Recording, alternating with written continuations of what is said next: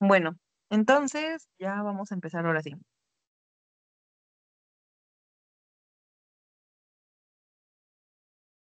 Vamos a dar un breve contexto. Otra cosa es que estas diapos van a estar modificadas en cuestión de que ya estuvimos filtrando como la información que muy seguramente no les va a venir. Y también ya les estuve sacando como que el resumen como el que yo haría para un examen en algunas cosas, para que, bueno, terminando esta clase les vamos a mandar el material. Entonces es muy importante que igual lo chequen porque pues no les pusimos la diapo completa, más que nada por cuestiones de tiempo y porque muchas cosas pues no se las van a preguntar ni de relajo. Entonces ahora sí ya vamos a empezar. Bueno, la teoría celular, en sí el descubrimiento de la célula, va a ser algo que no se va a realizar de un día a otro, sino que se va a ir modificando con el paso de los años, como todo en general en la ciencia.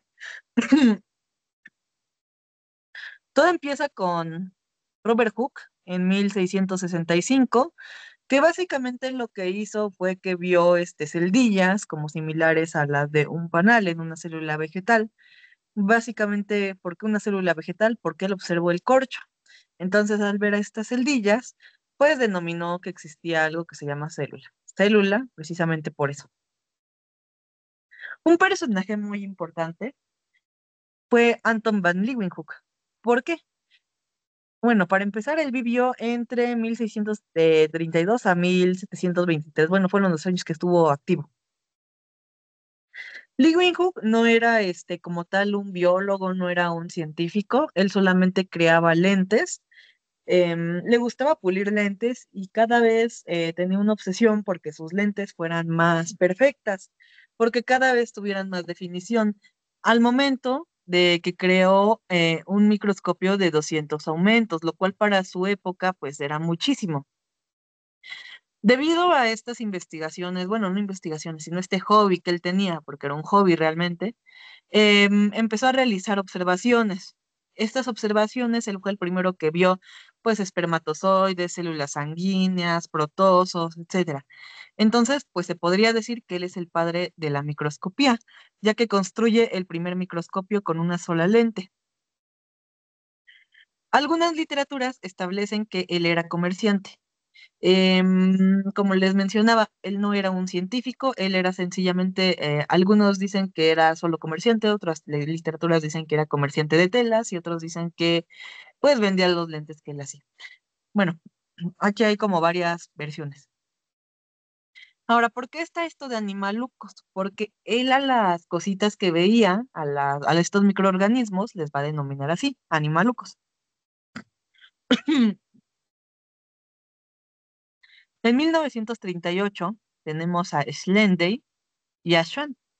Estos pues van a ser importantes porque van a dar postulados de la teoría celular, como que las células se encuentran en todos los tejidos vivos, bueno, de los seres vivos.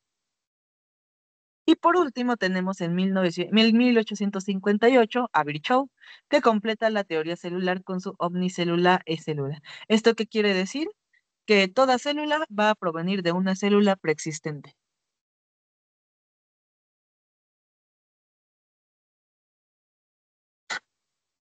Bueno, ahora vamos a ver de los postulados de la teoría celular. Aquí les modifiqué un poquito la diapo para que lo tengan más claro y ya que no venía como que a qué nos estamos refiriendo. En este caso vamos a tener que toda célula, bueno, que la célula es la unidad estructural de la materia viva y una célula puede ser suficiente para constituir un organismo.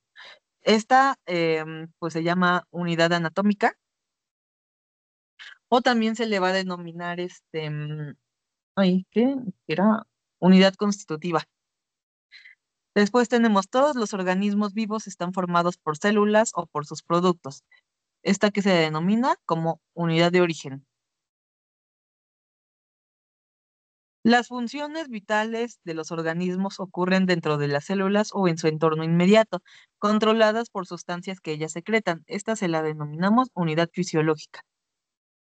Y por último, cada célula es un sistema abierto que intercambia materia y energía con su medio. Bueno, aquí Bueno, este postulado podría entrar en cualquiera de los otros. Yo aquí más bien pondría que cada célula va a bueno, va a ser va a ser, ¿cómo se llama? Va a tener el material genético que se puede, ¿cómo se llama? Transmitir de generación en generación y esto pues, confiere las características anteriores, bueno, de su progenitor. Entonces esto se le denominará unidad genética. Perdonen, aquí no chequé bien pero este no es postulado. Ujú. Pero sí el de unidad genética. Bueno, ahora sí, vamos a ver lo que es una célula eucariota y una célula procariota. Em, pues bueno, nosotros ya sabemos que EU quiere decir núcleo verdadero. Ujú. Y cariota, pues bueno, es célula. Y procariota nos está hablando de una célula antes del núcleo. Es una célula que no va a tener núcleo. Entonces, ¿cuáles son las características? La célula procariota va a ser una célula, pues en general, muy común en lo que son las bacterias. No va a tener un núcleo definido. A ver, que no tenga núcleo no quiere decir que no tenga material genético. Sí lo va a tener. ¿Cómo lo va a tener? Como el ADN disuelto en el citosol, ahora va a ser un ADN circular. ¿Qué quiere decir esto? Que el ADN de nuestras bacterias siempre va a ser algo así, como un anillito, básicamente. Mientras que el ADN, pues, de los otros organismos, pues ya sabemos que es una doble hélice, que más o menos se va a ver así. Entonces, bueno, tenemos nuestro ADN en el citosol disuelto y de forma circular. Como les dibujé ahorita, va a ser una doble cadena. ¿Esto qué quiere decir? ¿Qué es lo que les digo? Va a ser como una donita. Ujú. Tienen una única membrana plasmática, no van a contener mitocondrias y van a tener pocos organelos y muy simples. A ver, entonces, si no tienen organelos o tienen muy pocos organelos y no tienen mitocondrias, entonces, ¿cómo funcionan? Pues esto es muy simple, van a funcionar por medio, aquí la membrana plasmática va a ser lo importante en las bacterias. ¿Por qué? Porque la membrana plasmática va a tener otra composición un poco diferente a la membrana plasmática de una célula eucariota, que es la que vamos a estar viendo. En el caso de las células procariotas va a contener enzimas, va a contener, etcétera, cositas como, ajá, enzimas, protoglucanos, etcétera, cosas que normalmente no se van a encontrar en la membrana de una célula eucariota y que es lo que va a hacer que estos organismos puedan realizar funciones metabólicas muy similares a las de la célula eucariota sin necesidad de tener tantos organelos, como mitocondrias, a lo mejor el retículo endoplásmico rugoso, aparato de Golgi, etcétera. Entonces, ¿qué va a pasar que en nuestra célula procariota lo que vamos a tener es que vamos a tener los organelos igual dispersos y organelos muy primitivos? El citoesqueleto pues va a ser simple, ¿no? Ahí no es la gran cosa. Aquí les quito unos datos que pues lógicamente pues no está ahorita tan importante que se los aprendan. Y pues bueno, ahora sí vamos a ver la eucariota. La eucariota es la célula que siempre vamos a estar estudiando, llámese célula animal, célula vegetal o incluso lo que marcan como célula humana. Siempre todas esas células van a ser eucariotas, ¿ok? Estas células van a tener un núcleo definido, van a contener un ADN dentro del núcleo con una doble cadena lineal. Entonces, ¿qué pasa aquí? Nosotros tenemos nuestra célula, aquí tenemos nuestro núcleo y en toda esta parte de adentro del núcleo va a estar el ADN. ¿Y el ADN cómo va a ser? Pues va a ser una doble hélice, ser una estructura más o menos así.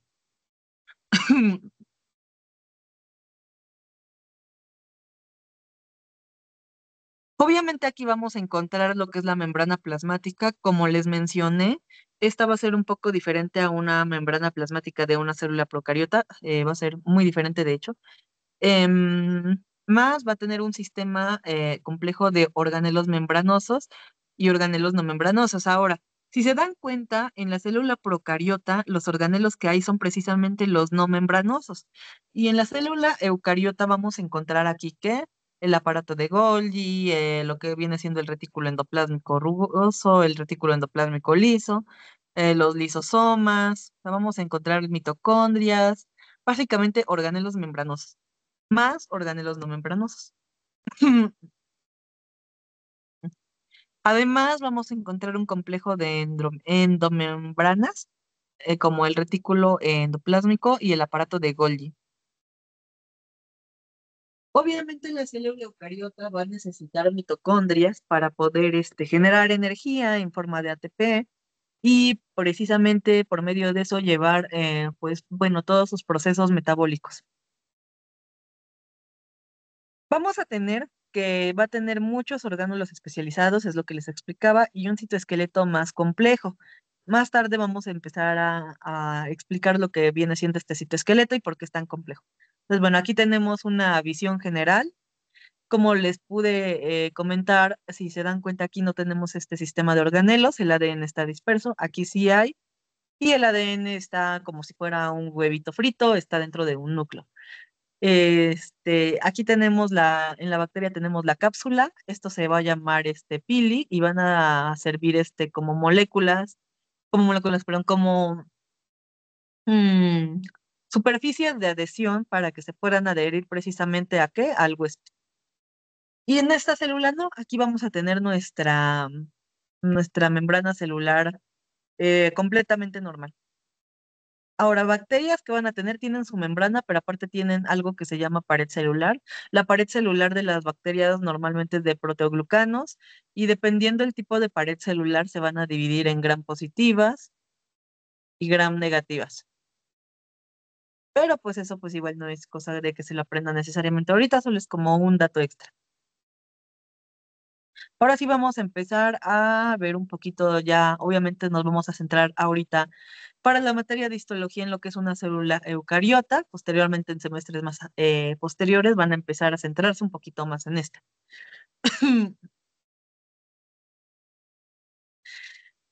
¿Por qué dejé esta de especialización? Pues porque todas las células van a desarrollar muchísimas funciones de acuerdo al sitio del organismo donde estén. Y de acuerdo a ese sitio, precisamente se van a diferenciar en una función o más en específico. ¿Qué quiero decir con esto?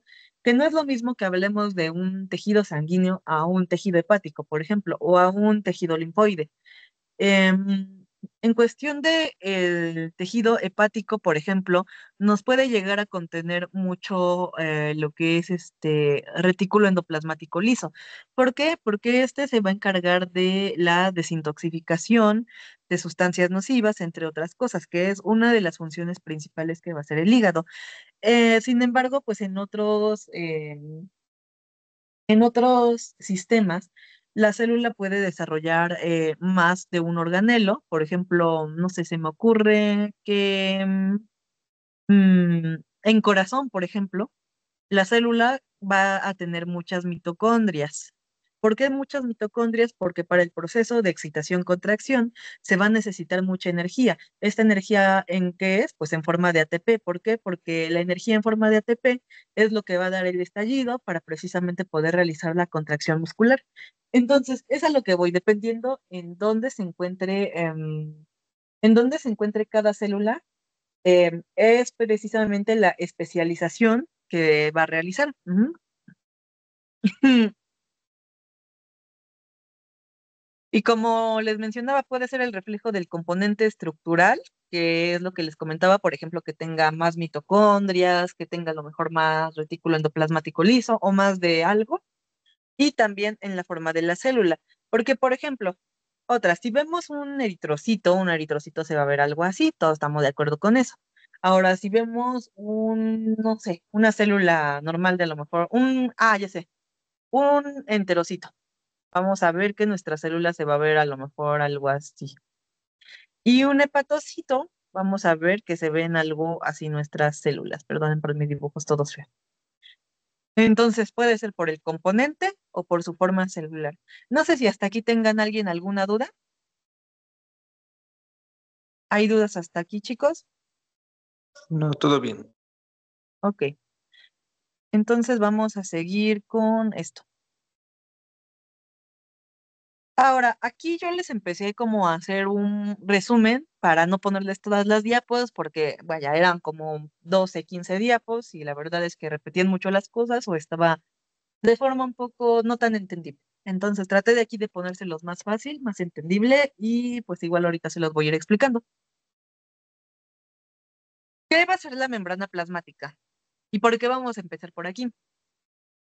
Nuestra célula, como vimos, va a tener varios organelos. Nosotros vamos a empezar a explicar de lo que es la membrana plasmática y posteriormente nos vamos a ir con cada uno, aunque cada uno se los puse ya de forma muy general, más que nada por cuestiones de tiempo. Pero, pues bueno, membrana plasmática es muy importante. ¿Por qué? Porque no solo lo van a ver en histología, sino que lo van a seguir viendo alrededor de todos sus semestres, tanto por transporte como por otras funciones que puede llegar a tener membrana plasmática. Entonces es muy importante que tanto para su extra como para, pues sí, su futuro en la carrera, se aprendan muy bien esto. ¿Por qué? Porque los van a traumar ahorita en histología con membrana plasmática, luego otra vez en fisiología, en bioquímica y quién sabe cuántas materias después. Entonces, ¿con qué otros nombres se las pueden llegar a preguntar? Como membrana celular o plasmalema. Si escuchamos membrana plasmática, membrana celular o plasmalema, estamos hablando de sinónimos, es exactamente lo mismo. Vamos a tener que la membrana plasmática va a tener un espesor total de 8 a 10 nanómetros. Ese va a ser más o menos el promedio, o sea, puede haber a lo mejor más pequeñas, poquito más grandes, pero el promedio siempre va a ser de 8 a 10 nanómetros. Ese es el dato que se tienen que aprender. Como descripción tenemos que es una doble capa o una bicapa formada de fosfolípidos. ¿Qué quiere decir esto de bicapa? Que pues que tenemos que nuestra membrana básicamente es una cosa así. Ujú, algo así básicamente. Ahora, importante, ¿por qué la bicapa se conforma así como se las dibuja acá y no de otra manera? Pues bueno, porque uno de los componentes principales de nuestra membrana plasmática va a ser los fosfolípidos. ¿Por qué digo uno de los componentes? Porque va a tener más y ahorita se los voy a explicar en qué proporción están. Los fosfolípidos van a tener una cabeza hidrofílica y una cola hidrofóbica. Normalmente, cuando encontremos los fosfolípidos, se van a agrupar en lo que son micelas. ¿Qué es esto de micelas? Que se van a agrupar algo así. Ay, pues sí, en circulito. Pero en el caso de las membranas va a ser una excepción. ¿Y por qué va a ser una excepción y se van a encontrar en bicapa y no en micela? Es precisamente tanto para proteger a la célula como para la fluidez y la movilidad que se puede llegar a tener. Además, esta conformación va a ser posible también gracias a otras sustancias, como que gracias a las proteínas, gracias al colesterol, etcétera. Ahora, hidrofílica quiere decir que es afín al agua, hidrofóbica que huye del agua. Estas cabezas, como es fosfato, van a ser completamente hidrofílicas y sus colas, pues van a ser ácidos grasos. Todos los ácidos grasos siempre van a ser hidrofóbicos. Entonces, ¿qué quiere decir esto? Que si se dan cuenta en la conformación de la membrana, las cabezas siempre van a estar hacia afuera y las colas hacia adentro. Esto precisamente es por lo mismo, porque la parte de las cabezas va a tocar al exterior y al interior de la célula. ¿Y qué hay en el exterior y en el interior? Pues hay LEC y LIC.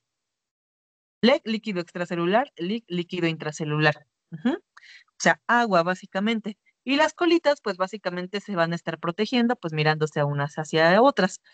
Esto nos va a dar una propiedad que vamos a denominar de carácter anfipático, una propiedad anfipática que quiere decir que es tanto hidrofílica como hidrofóbica. Y esta característica precisamente va a hacer que el transporte a través de la membrana vaya a ser muy selectivo y pues bueno, todas las propiedades que vamos a ver ahorita que veamos transporte a través de la membrana. También, ¿qué va a hacer? Que puedan pasar mayormente a través de nuestra membrana de forma simple, o sea, sin necesidad de energía, pues lo que son moléculas pequeñas, agua, mm, gases, sobre todo, pues los gases anestésicos, esos pasan muy fácil a membrana plasmática. pero igual ahorita se los explico mejor cuando expliquemos transporte. Vamos a ver que nuestra membrana vamos a escuchar muchísimas veces que se le llama modelo del mosaico fluido. ¿Por qué se le llama así? Mosaico se le va a denominar porque hay muchas cosas distintas, como proteínas, colesterol, etcétera. Y el fluido, porque todo se mueve hacia varias direcciones. De hecho, pues bueno, ahorita no lo voy a explicar, pero pues bueno, por ejemplo, los fosfolípidos van a tener rotaciones que se pueden denominar flip-flop, en espiral, etcétera. O sea, sus cabecitas a lo mejor uno se va a intercambiar con otro, van a rotar hacia una dirección, hacia otra, etcétera. Todo esto va a hacer que siempre esté en constante movimiento. Ujú. Además, lo que es el colesterol va a regular qué tan fluida o qué tan rígida va a ser nuestra membrana plasmática. Ujú. Ahora, componentes: proteínas, fosfolípidos, colesterol y carbohidratos. ¿Qué se tienen que aprender aquí? Y esto sí es importante. ¿Qué se tienen que aprender? Que tiene proteínas y que tiene fosfolípidos. Es como lo más esencial de la membrana. Obviamente el colesterol y los carbohidratos también nos van a funcionar, pero lo que está en mayor proporciones, y ahorita vamos a ver eso, son las proteínas y los fosfolípidos. Funciones. Va a conservar la integridad estructural. ¿Qué quiere decir esto? Que va a hacer que los organelos no se vayan a regar hacia afuera, sino que todo se conserve como una estructura perfectamente ordenada. Delimita y protege a la célula. Va a decir dónde empieza, dónde acaba nuestra célula y la va a proteger en contra, pues sí, de su exterior. Separa el interior del exterior y mantiene constantes en ambos. ¿Cómo qué constantes? Vaya, aquí va a ser muy importante que dentro de la célula va a haber un interior negativo y fuera de la célula va a haber un exterior positivo. ¿Esto por qué? Va a ser por las cargas iónicas que se van a encontrar dependiendo, pues básicamente, pues sí, las sustancias que hay en el medio, que normalmente, por ejemplo, fuera vamos a encontrar mucho el sodio. Dentro vamos a encontrar potasio y otros iones, por ejemplo. Entonces, pues, ¿qué se van a encargar de regular? Precisamente, pues, los niveles de estos iones que se mantengan con un interior negativo, un exterior positivo. A lo mejor el paso de agua, supongamos que aquí hay una proteína, aquí va a pasar el agua, esta proteína se va a llamar aquaporina, pasa el agua a través de la membrana. Y pues también qué cantidad de líquido va a haber acá afuera y qué cantidad de líquido va a haber acá adentro para que la célula se mantenga de forma isotónica, o sea, con igual cantidad afuera que adentro, o una cantidad saludable y no se hinche, no se encoja, no explote, no le pase nada a la célula. Eso me refiero con mantener constantes en ambos casos. Es selectivamente permeable, como les mencionaba, hay cositas que van a pasar más fácil que otras, como los gases, moléculas pequeñas, y hay otras que o van a necesitar una proteína transportadora muy particular, como por ejemplo para la glucosa tenemos el caso de las proteínas GLUT, que van a ser transportadores de glucosa, em, o canales iónicos para el caso de los iones, o en el caso de, ¿cómo se llama? Del transporte activo, pues se va a requerir el uso de energía en forma de ATP. Transporte, como les mencioné, pues van a pasar muchas cositas de un lado a otro, tanto de adentro hacia afuera como de afuera hacia adentro. Reconocimiento y comunicación celular, vaya, esto es importante. ¿Por qué? Porque la membrana va a ser lo que está en el exterior, entonces va a ser lo que va a estar en constante comunicación con otras células. Ahora, en nuestra membrana vamos a tener, aquí no se lo dibujé, pero suponiendo aquí vamos a tener estas cositas que van a ser carbohidratos.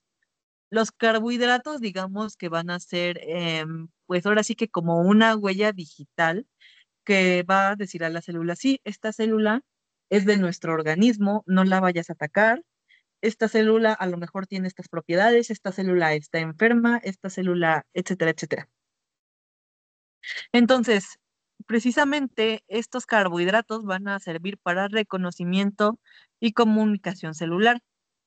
Esto lo hace el glucocálix, que son los carbohidratos, o sea, los carbohidratos que les mencioné que van a estar en la superficie externa de la membrana plasmática, en la bicapa externa, se van a llamar glucocálix. Ujú. Y van a servir para reconocimiento y comunicación celular.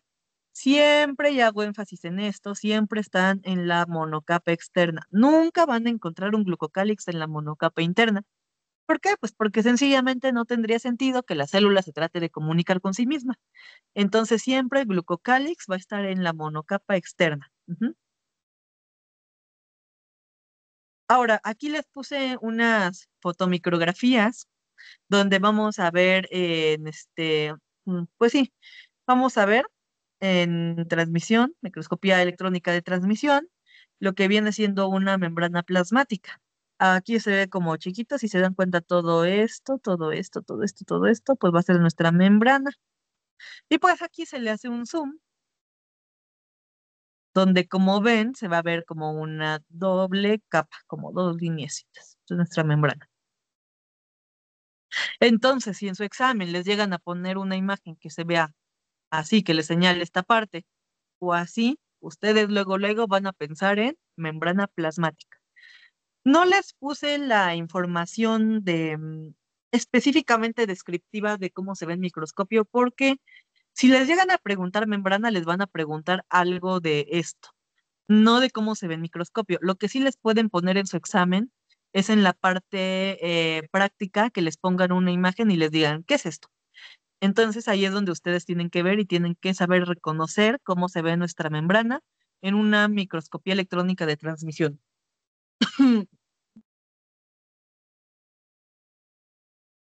Y ahora sí, nos vamos con lo que viene siendo la estructura, que yo les mencionaba que la membrana se compone de proteínas, fosfolípidos, colesterol y carbohidratos, aunque también puede tener otros lípidos, como como esfingolípidos, etcétera. La mayor parte, ahora, vamos a ver algo. Ustedes me van a decir, ¿de qué está compuesta más, de proteínas o de fosfolípidos? Posiblemente me digan de fosfolípidos, ya que como sabemos, pues tenemos esta estructura. Pero aquí van a marcar proteínas. ¿Esto por qué pasa? Porque aquí se toma la estructura de los componentes de acuerdo al peso molecular. O sea, si nos vamos de por qué se componen mayoritariamente en número, sí va a ser fosfolípidos. Pero aquí estamos hablando de peso molecular. Las proteínas, al ser más grandes, al ser más pesadas, pues van a ocupar mayor parte del peso molecular de lo que viene siendo nuestra membrana plasmática. Entonces, si les viene una pregunta de qué está compuesto más, pues va a ser proteínas. ¿Por qué? Porque las proteínas van a conformar el 55% del peso molecular total de una membrana plasmática. Los fosfolípidos van a conformar el 25% del peso molecular de la membrana plasmática, el colesterol alrededor del 13% y los carbohidratos alrededor del 3%. Este viene siendo nuestro glucocálix, nuestros carbohidratos.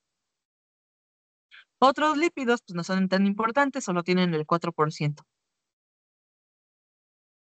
En cuestión de componentes, vamos a tener que nuestra membrana se va a ver algo así. Aquí está la bicapa de fosfolípidos, aquí tenemos nuestro glucocálix, esta es una glucoproteína y esto es un glucolípido. ¿Qué quiere decir glucoproteína? Carbohidrato anclado a proteína, glucolípido, carbohidrato anclado a lípido. Y vamos a tener varios tipos de proteínas dentro de la membrana. Las proteínas estructurales, como puede ser una proteína integral o una proteína canal o como esta proteína que vemos aquí. Estas proteínas integrales van a atravesar las dos monocapas de la membrana, o sea, van a atravesar completamente la bicapa fosfolipídica, pero también vamos a tener lo que vienen siendo las proteínas periféricas, que pues van a tener otras funciones, meramente o mayormente van a ser estructurales o pues sí de anclaje a lípidos, por ejemplo. Estas van a estar en una sola de las monocapas. Ahora, yo no me quedé a explicarles detenidamente cuáles son las funciones de estas, porque no lo van a ver y posiblemente jamás en la vida se los van a preguntar. Pero sí es importante que veamos las proteínas que van a atravesar toda la bicapa lipídica, porque son las que pues sí vamos a estar viendo a través de toda nuestra carrera médica. Vamos a empezar con los componentes, uno a uno. Los fosfolípidos van a ser moléculas anfipáticas, como les mencioné, o sea, con propiedades hidrofílicas y con propiedades hidrofóbicas, que van a constituir la base estructural de la bicapa lipídica. Un fosfolípido, como les dibujé arriba, es una cosita, algo así, donde esta va a ser un fosfato y esta van a ser lo que vienen siendo ácidos grasos. Ahora, los fosfolípidos en la membrana podemos encontrar la fosfatidilcolina, fosfatidiletonolamina, fosfatidilinositol y la esfingomielina. Estos fosfolípidos, pues sería interesante que se los aprendieran por fuera, ya que unos como, pues por ejemplo, la fosfatidilcolina y la esfingomielina van a estar exclusivamente en la monocapa externa y otros como la fosfatidilcerina, fosfatidilinositol pueden estar o en ambas monocapas o sobre todo en la monocapa interna. El colesterol va a brindar fluidez, rigidez, dependiendo en qué cantidades esté, fluidez o rigidez. Aquí lo que vamos a ver es que el colesterol va a regular la fluidez de la membrana plasmática. Si hay más colesterol, más rígido. Si hay un poco menos, va a ser un poco más aguadito. ¿Esto por qué? Porque suponiendo que aquí, miren, tenemos nuestras moléculas de colesterol, al tener más es como si nosotros tuviéramos a lo mejor una pila de monedas donde tenemos nuestra pila de monedas y aquí tenemos una base y aquí tenemos otra. Si nosotros empezamos a meter cositas en medio, esta pila de monedas se va a ir apretando más hasta que de una forma no pueda moverse. Si hay menos colesterol, en este caso si hay menos cositas entre las monedas, lo que va a pasar es que se van a poder más o incluso se pueden llegar a caer, ¿no? Entonces es lo mismo. El colesterol va a estar regulando esta fluidez. Mientras más colesterol haya, más rígida va a ser la membrana. Pero también si no hay colesterol, esta membrana puede sencillamente no ser estable y como una pila de monedas caerse, en este caso pues sería perder precisamente su estructura y deshacerse. Entonces el colesterol va a ser importante en una cantidad regulada, por así decirlo.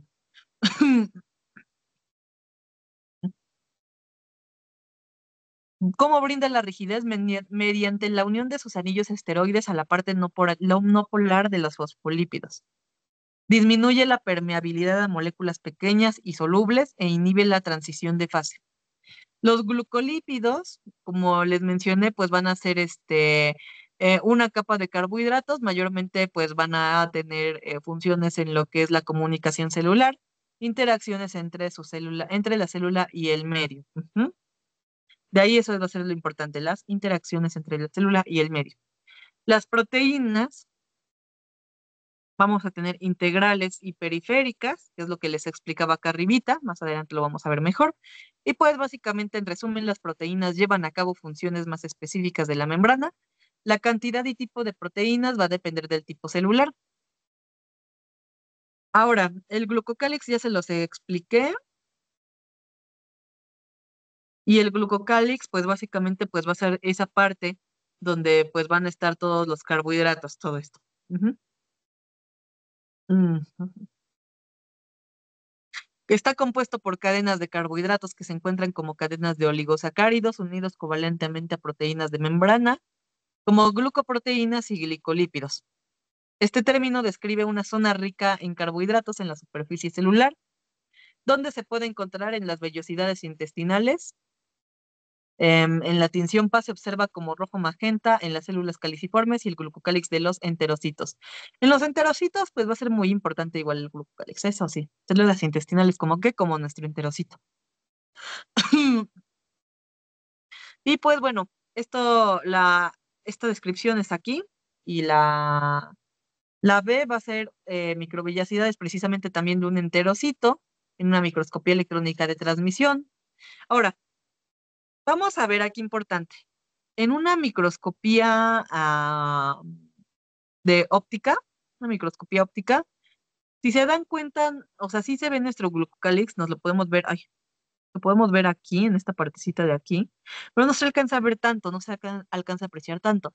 En una microscopía electrónica de transmisión, sí lo vamos a ver. Entonces, si les ponen una foto así, ya saben que esto va a ser el glucocálix, que sí les pueden poner como de, a ver, dime qué es esta parte de aquí. Es un glucocálix.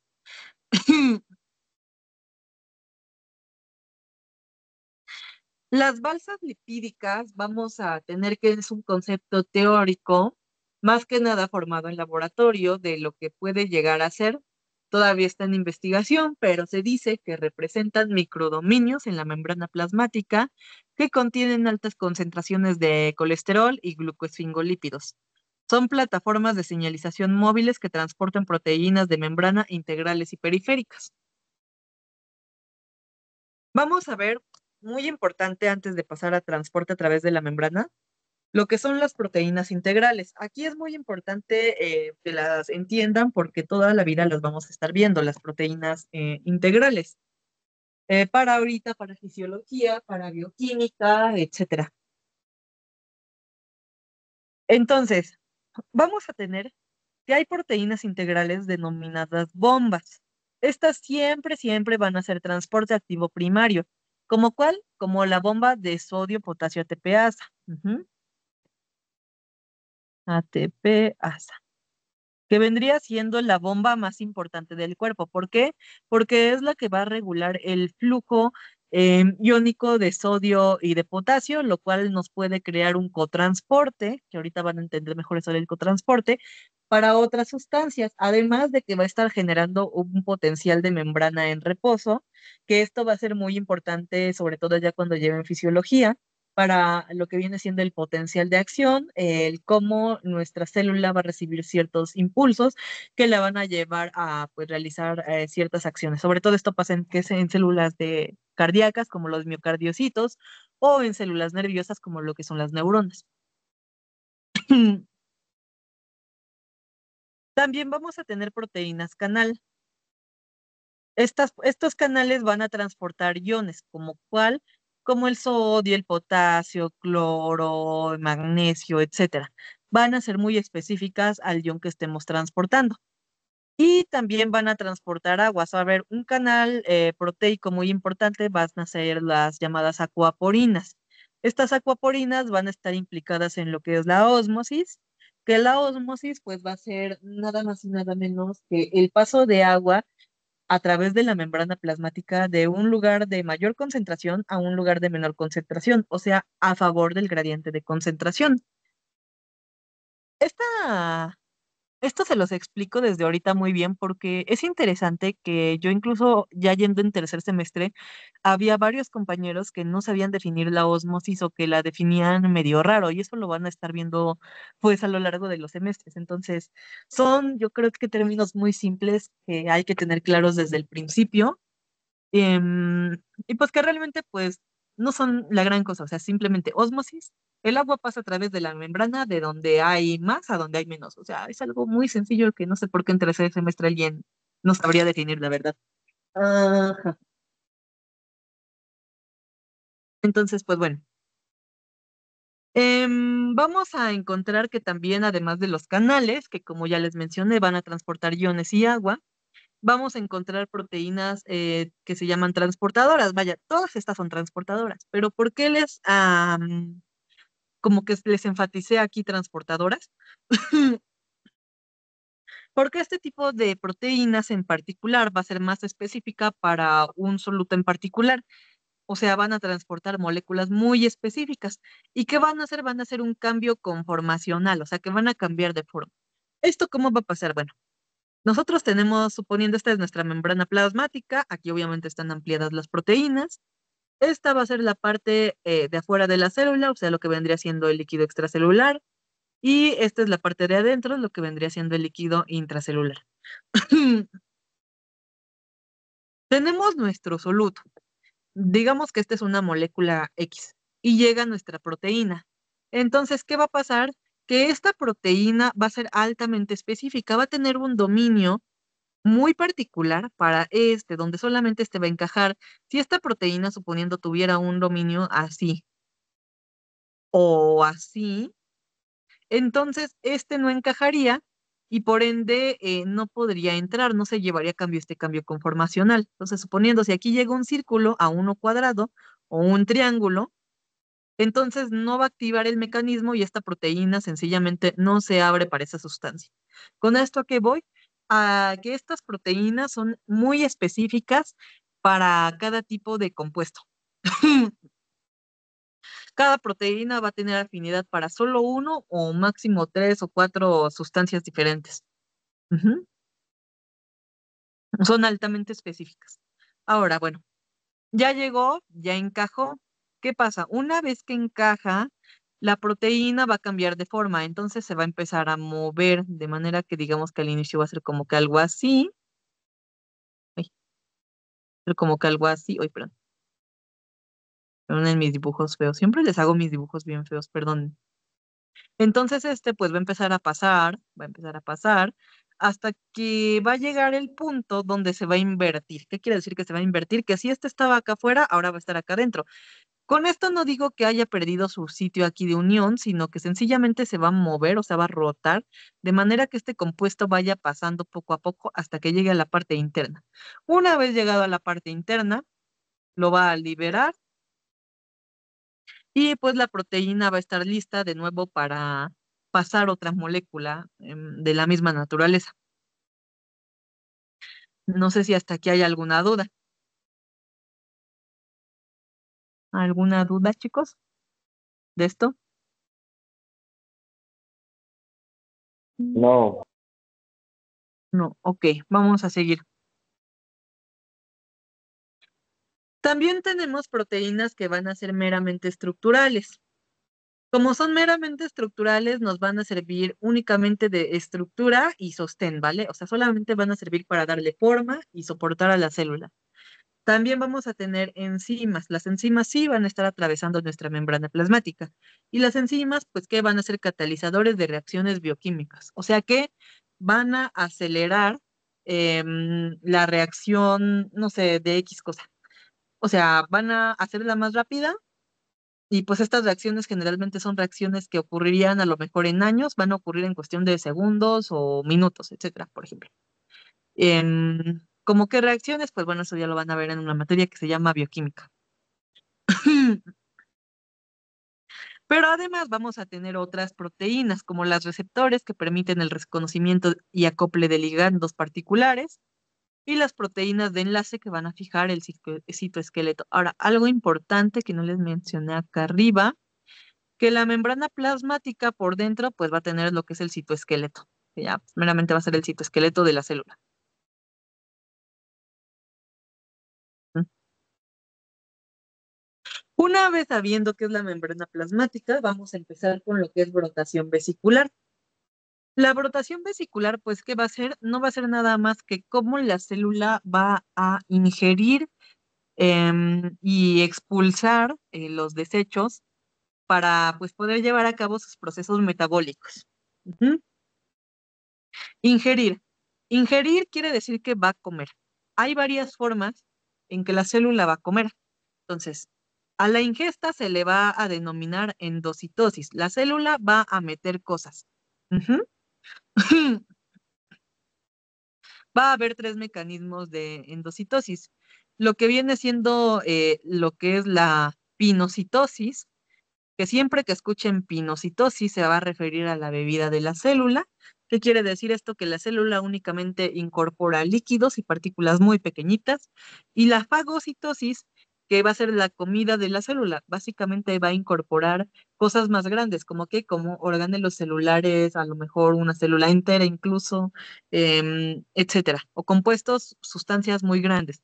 Esto se va a ver, por ejemplo, mucho en lo que son los macrófagos.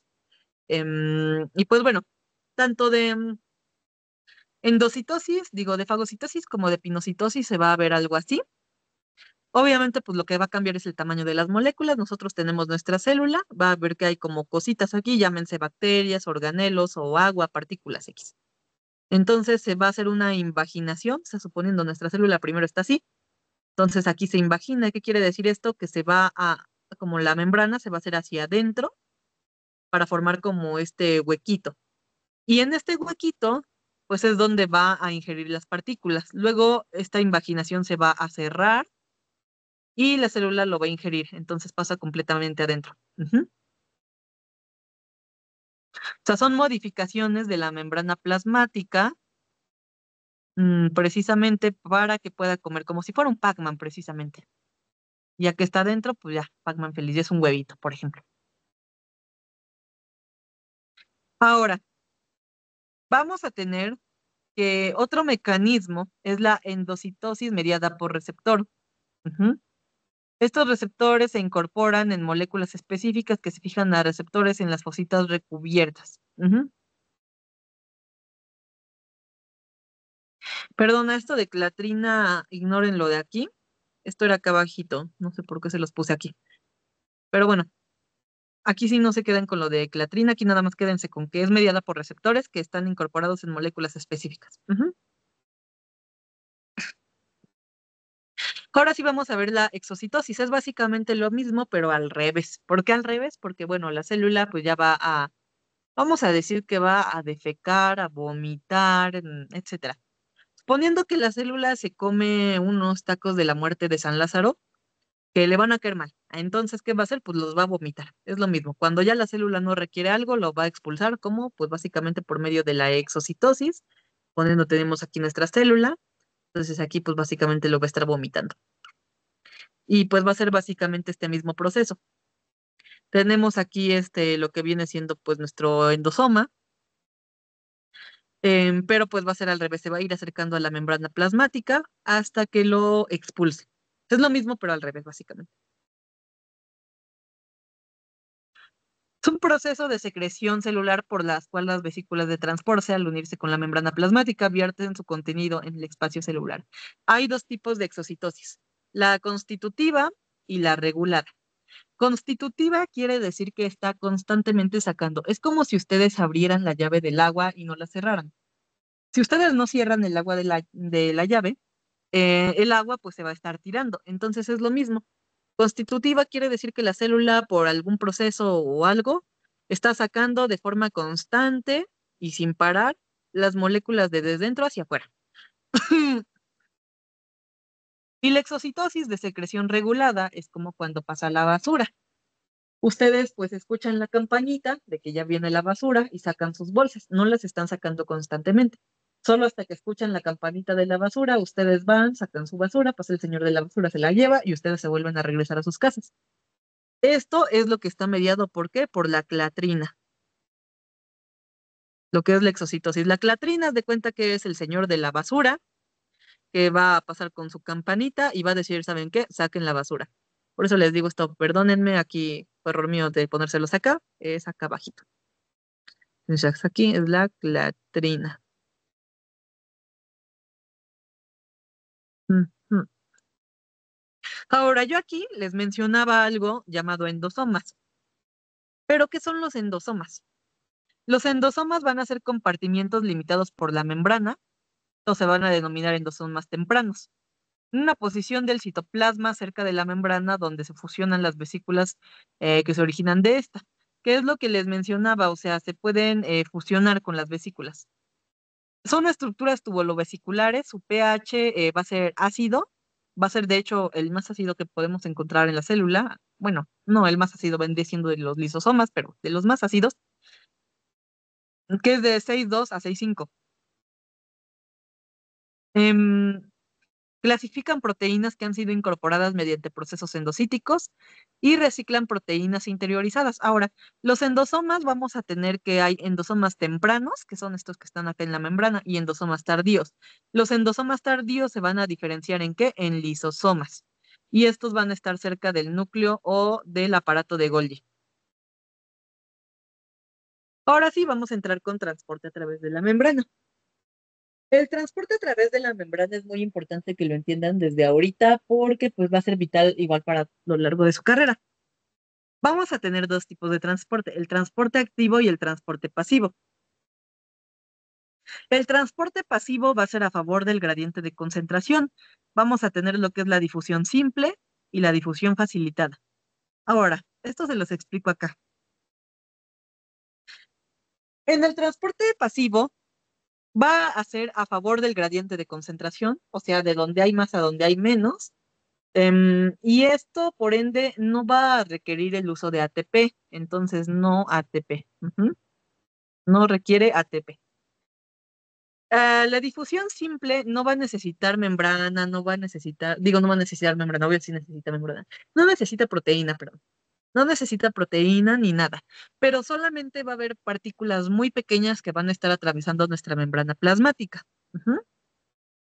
Entonces, ¿qué pasa? Que aquí tenemos nuestra sustancia y aquí pues tenemos el interior. Sobre todo lo que pasan por difusión simple van a ser gases. Los gases es muy fácil por sus propiedades químicas que atraviesen nuestra bicapa. Entonces, ¿qué va a pasar? Pues sencillamente pasan, tienen que ir abriéndose paso a través de los fosfolípidos de la bicapa para que puedan entrar. Pero también va a haber algo que se llama difusión facilitada. Esto es parte de lo que les mencionaba hace rato de las proteínas. Hay proteínas que se llaman canales. Los canales pueden ser de agua o de iones. Em, en este caso, pues vamos a suponer que son iones, suponiendo que esto es sodio, un canal de sodio, por ejemplo, pues entra, ¿no? Ahí está. Entonces está entrando a la célula de forma constante. Ujú. Si fuera de agua, a este canal se le llamaría acuaporina.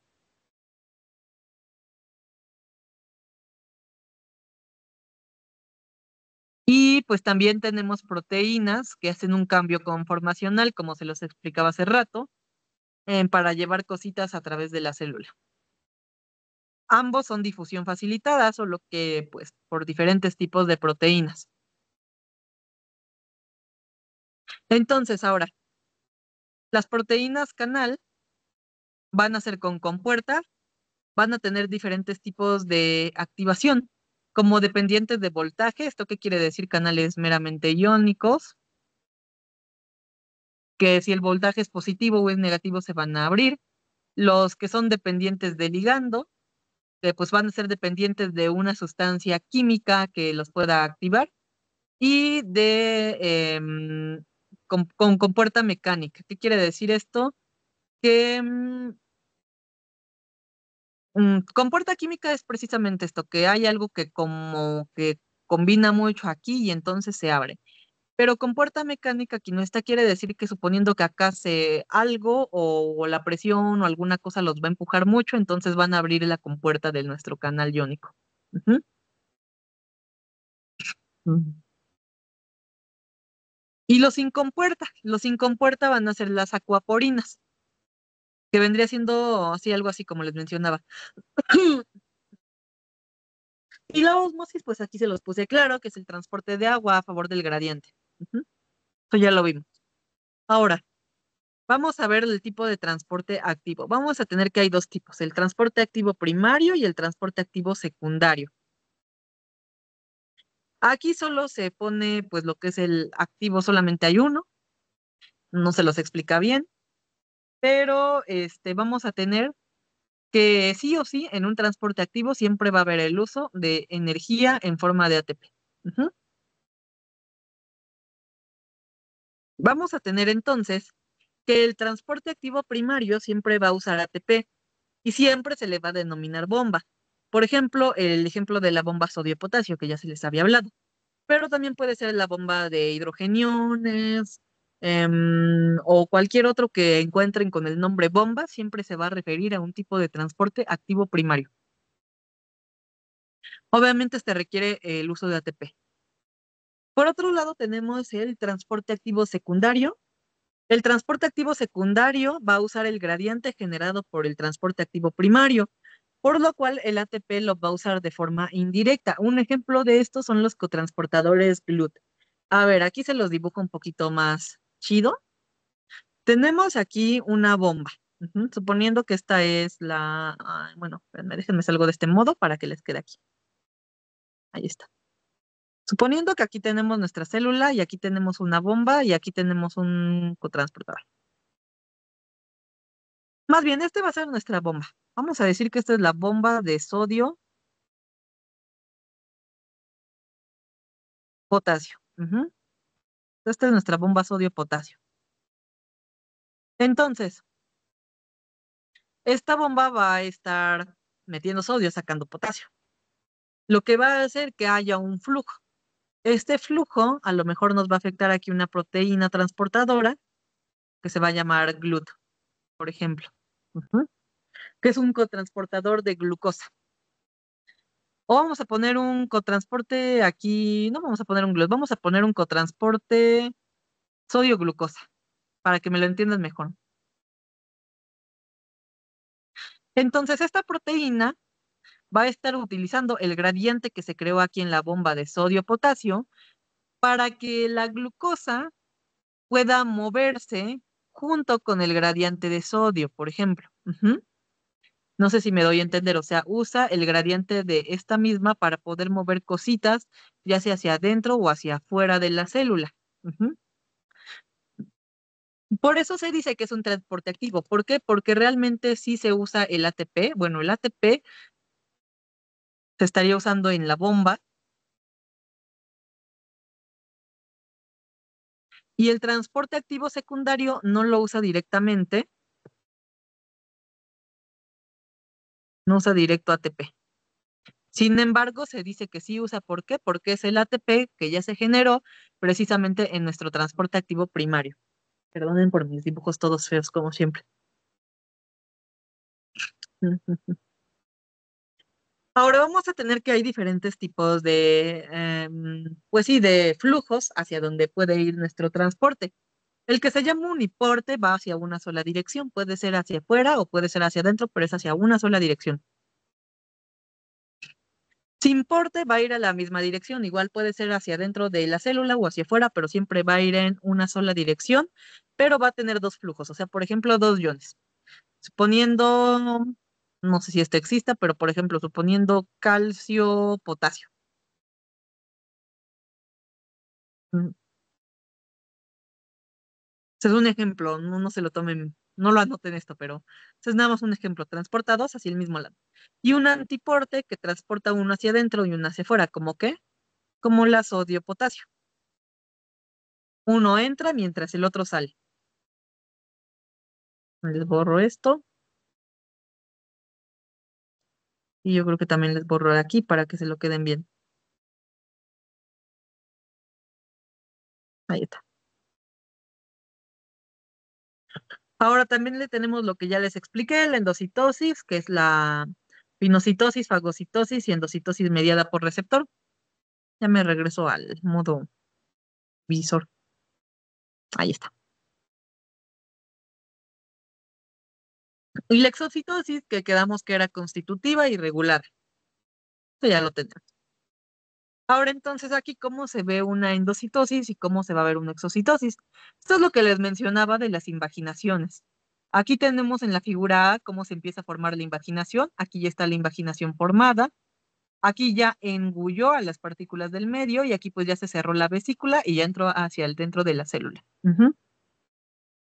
Aquí hay dos rutas, la ruta endocítica, de cómo entran las cosas hacia la célula, y la ruta secretora, cómo salen, cómo son expulsadas por medio de qué, de exocitosis.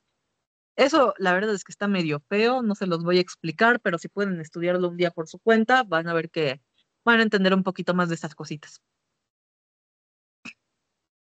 Ya acabamos con membrana, nos vamos ahora con núcleo. Ahorita les voy a explicar bien a fondo solo membrana y núcleo porque es como lo importante, obvio mitocondria es un poquito, pero los demás los vamos a ver muy rápido por cuestiones de tiempo, ¿vale? Igual si pueden checar las diapos que ya tienen, estaría perfecto. El núcleo va a tener diferentes tipos de clasificación o diferentes clasificaciones. ¿Esto cómo va a ser? Por su morfología. Puede ser unilobulado, o sea, con un solo lóbulo, multilobulado, esférico o alargado. Ujú. Por ejemplo, multilobulado en las células del sistema inmune puede haber células donde vamos a encontrar estas formas, que se va a encontrar ya sea como dos o tres núcleos. Es completamente normal, ¿vale? Unilobulado, o sea, un solo núcleo, multilobulado, muchos núcleos. Esférico, que se encuentra más redondito, como en este caso, por ejemplo. Alargado, si se dan cuenta, en estas células podemos encontrar un núcleo un poquito más largo. No es como este que es una bolita. Ujú.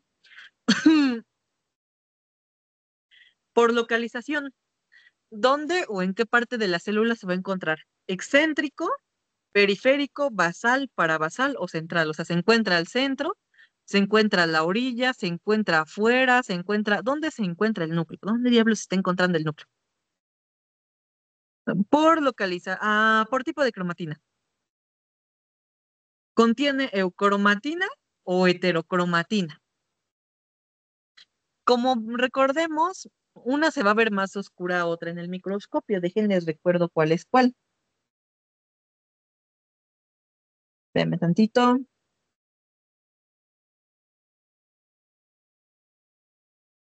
Ujujú.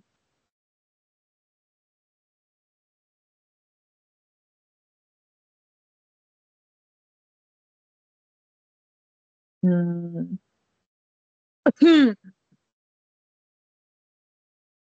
La eucromatina, perdón, se va a ver clara con el ADN más relajado y el ADN va a estar activo.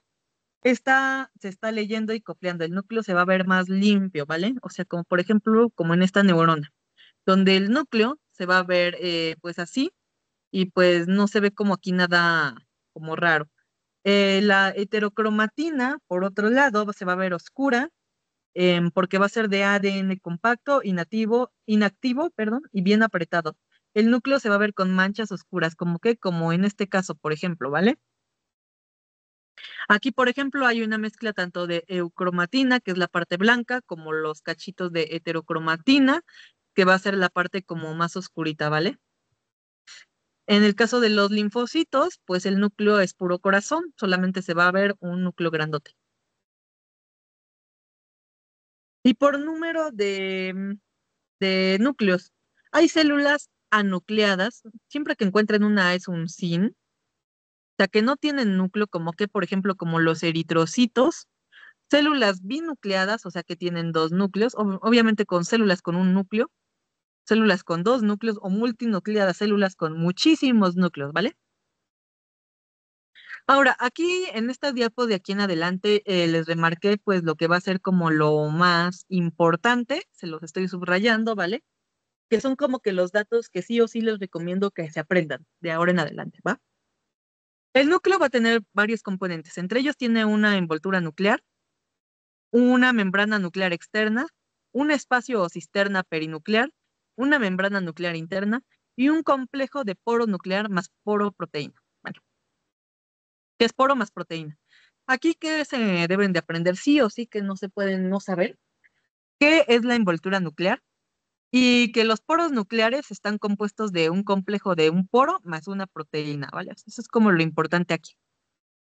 La cromatina, ya se los expliqué, tenemos la eucromatina y la heterocromatina, ya les expliqué cuál es cuál. Sin embargo, aquí vamos a hacer la distinción de una eucromatina y la heterocromatina porque la eucromatina pues solo es eucromatina y la heterocromatina va a haber en dos formas, la constitutiva y la facultativa, ¿va? Otros componentes van a ser el nucleolo, el nucleoplasma y la matriz nuclear. Aquí lo importante que se aprendan qué es el nucleolo. Entonces, la bolita que está dentro del núcleo, tenemos nuestro núcleo y adentro hay otra bolita. Ese es el nucleolo, básicamente. Ahora, aquí es cómo se ve un poro nuclear. Estas imágenes van a mostrar cómo se ve un poro nuclear. En dibujito, pues así ya se ven todo bonito, se va a ver algo así. Pero como la biología, la naturaleza, pues no está toda bonita, ¿verdad? Y siempre nos ponen como imágenes que no sé cómo les encuentran forma, solo se va a ver una cosa aquí. Entonces, si les preguntan, pues esto qué es, este va a ser la parte de la célula, aquí tenemos nuestra membrana nuclear, esta va a ser la parte de adentro del núcleo, ¿cómo sé que es la parte de adentro? Porque para empezar está como en forma ovaladita, como si esto fuera un círculo, y porque aparte aquí se ve la heterocromatina, porque está más densa, está más oscura, aquí se ve la eucromatina, se ve más clarita. Y aquí vamos a tener lo que es nuestro poro nuclear, que es básicamente pues lo que es la apertura, ¿vale? Membrana nuclear externa, porque está afuera, membrana nuclear interna, pues la que está adentro. No hay ciencia con eso. Ujú. Ahora, cada 2 metros de cromatina se encuentran 46 cromosomas, ¿vale? que son pues los cromosomas, bueno, en este caso los cromosomas que se encuentran pues lógicamente en humanos. 23 pares o un total de 46 cromosomas. En otras especies pues puede variar el número. Como les mencioné, hay dos tipos de cromatina. La eucromatina, que es una cromatina con ADN activo, se va a encontrar clara, como, pues sí, espacios, pues sí, como estos, que son más electrolúcidos. Pero puede tener diversos niveles de compactación, aunque es menos compacta que la heterocromatina. Está dispersa en el núcleo. Y la heterocromatina, que es súper compactada, que es lo que van a verse regiones más electrodensas, como por ejemplo estas son regiones más electrodensas, es heterocromatina. Y vamos a tener dos tipos. La facultativa, que su condensación es reversible y los genes son altamente regulables. Aquí entre la facultativa tenemos un ejemplo muy claro, que les van a estar repitiendo hasta el cansancio, igual en embriología, algo que llamamos el corpúsculo de Barr. El corpúsculo de Barr no va a ser más que un cromosoma X inactivo de heterocromatina facultativa, ¿vale? Y por otro lado tenemos la heterocromatina constitutiva. La heterocromatina constitutiva siempre está condensada, siempre inactiva con el ADN repetitivo, ¿vale? Ahora, el nucleolo va a ser el sitio de ensamble de las subunidades ribosomales, síntesis y ensamble. Va a tener cromosomas organizadores. Ahora, aquí es muy importante en esto que se aprendan estos genes, porque estos sí los llegué a ver en mis exámenes. Bueno, no me fui a orden extra, pero sí los llevé a ver en los parciales, que preguntaban que cuáles eran los cromosomas organizadores nucleolares o las regiones NOR o RON, o acrocéntricos, se las preguntan por cualquiera de esas, que son el 13, el 14, 15, 21 y 22. Estos cromosomas, ¿por qué son importantes? Porque son los donde más se llega a ver igual mutaciones. Por ejemplo, con mutaciones en el cromosoma 21, pues síndrome de Down, trisomía 21. 13, síndrome de, creo que no me acuerdo si era de Edwards o de Patau, pero o sea, lo que voy es que aquí puede haber mutaciones, son cromosomas que también son organizadores y son que son como los más importantes de todo nuestro código genético, estos vendrían siendo los más importantes.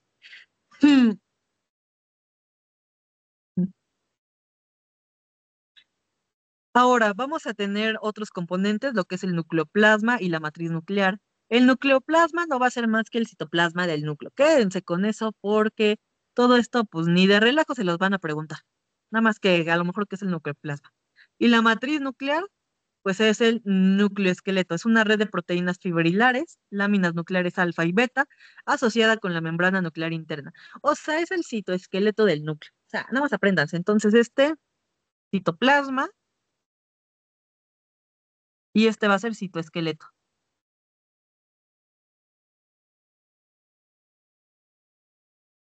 No hay más ciencia, nada más apréndanselo así. Todo esto no se los van a preguntar, ¿vale? A lo mucho, pues, ¿qué hace? Pero pues es lo mismo que haría el citoplasma o que haría el citoesqueleto. Y pues bueno, eso sí, así se ve en microscopía electrónica de transmisión, lo que viene siendo el nucleoesqueleto. Ahora estos ya se los puse como cuadrito, porque si los vemos uno a uno, o sea, si de por sí vean cuánto llevamos ahorita de clase, entonces si los vemos uno a uno, más aparte lo que ahorita les va a explicar Armando, va a ser muchísimo, muy larga esta clase, entonces ya se los puse como así. Ya ustedes si pueden profundizar más estaría perfecto. Si no, yo creo que con lo que vemos en esta clase, con eso va a ser más que suficiente, pero pues bueno, siempre es mejor que sepan de más a que sepan de menos. Entonces, si quieren profundizar un poco, pues les recomiendo leer un poquito más de estos y si no, pues con lo que vimos está bien. Estos igual busquen imágenes si pueden. Y algo muy importante es que si tienen dudas, vuelvan a ver la clase. De todas formas, ahorita vamos a hacer sesión de preguntas. Bueno, vamos a tener organelos membranosos como lo que es la membrana plasmática, que ya les expliqué qué era, el retículo endoplásmico rugoso, pues bueno, básicamente pues va a ser, ay, voy a tener que regresar hasta acá.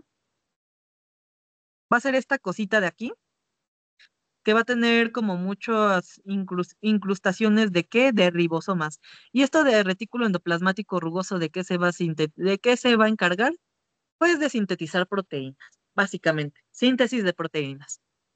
Después tenemos el retículo endoplasmático liso, que va a ser una red de túbulos, algo así. Pues esta que se va a encargar de lo que va a ser la síntesis de ácidos grasos y de algunas otras cositas, como lípidos y esteroides. O sea, esta asocienlo con proteínas y esta asocienlo con lípidos. El aparato de Golgi va a ser una red de sacos yo le veo forma de hamburguesa, unos le ven forma de lechuga, que va a ser esta cosa, digamos, este es el pan de la hamburguesita, la carne, el queso. Bueno, yo sí lo veo. El aparato de Golgi va a estar compuesto de lo que viene siendo una red cis, que se va a encontrar hacia adentro de la célula, y una red trans que se encuentra mirando hacia afuera de la membrana. Entre la red cis y trans se encuentran las cisternas medias. Ahora, ¿de qué se va a encargar el aparato de Golgi? Pues bueno, básicamente el aparato de Golgi se va a encargar del empaquetamiento y la dirección final de las proteínas sintetizadas en el retículo endoplasmático. Es todo un proceso, como les decía, es lo de la ruta endocítica. En este caso es la ruta secretora. Aquí se fabrican proteínas, las proteínas pasan acá, entran por la red cis y salen por la red trans. Aquí se va a llevar entre cada cisterna se va a llevar, por ejemplo, aquí se lleva lo que viene siendo la glucosidación y aquí se lleva otros procesos. Se les añade glucosa, se les añaden grupos fosfato, aquí era la fosfatación, etcétera. Entonces, vienen siendo lo que son las cisternas. Cada cisterna va a tener una función, esto no se los pido que se la aprendan ahorita, pero sí, pues sí, que va a modificar las proteínas, que va a ser, les va a agregar glucosa o les va a agregar algún otro compuesto, y una vez que ya estén modificadas, las va a empaquetar, las empaqueta en qué, en vesículas, y las va a direccionar. Vesículas, por ejemplo, secretoras, para que salgan y hagan algún compuesto, bueno, hagan alguna función externa o función en membrana plasmática, y algunas que son internas que van a ser para la misma célula, para el mismo funcionamiento de la célula. Ujú. Entonces, aparato de Golgi, modifica, empaqueta y direcciona pues las proteínas.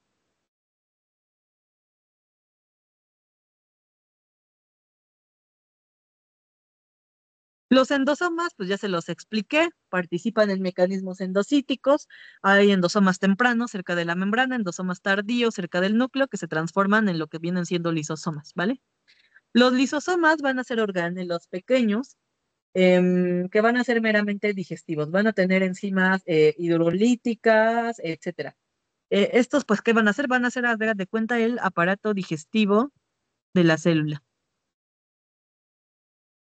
Nos van a ayudar a degradar compuestos, degradar organelos celulares que ya no sirven, bacterias o algunas otras cositas. Vesículas de transporte están involucradas en la endocitosis y la exocitosis, varían en la forma y el material que transportan. Las mitocondrias es súper importante, ya no lo vamos a alcanzar a ver, pero pues aquí se los explico. Las mitocondrias se ven unas cositas así.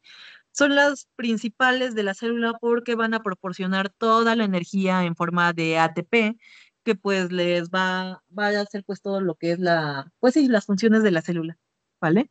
Entonces, la mitocondria va a tener una membrana interna y una membrana externa. Va a ser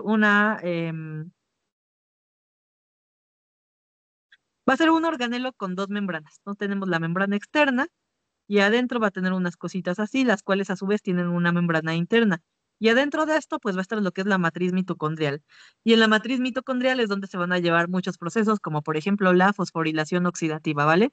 Estos procesos, pues ya los van a ver más en bioquímica, pero pues es importante que tengan en cuenta que la mitocondria es que va a generar el ATP o la mayor parte de ATP.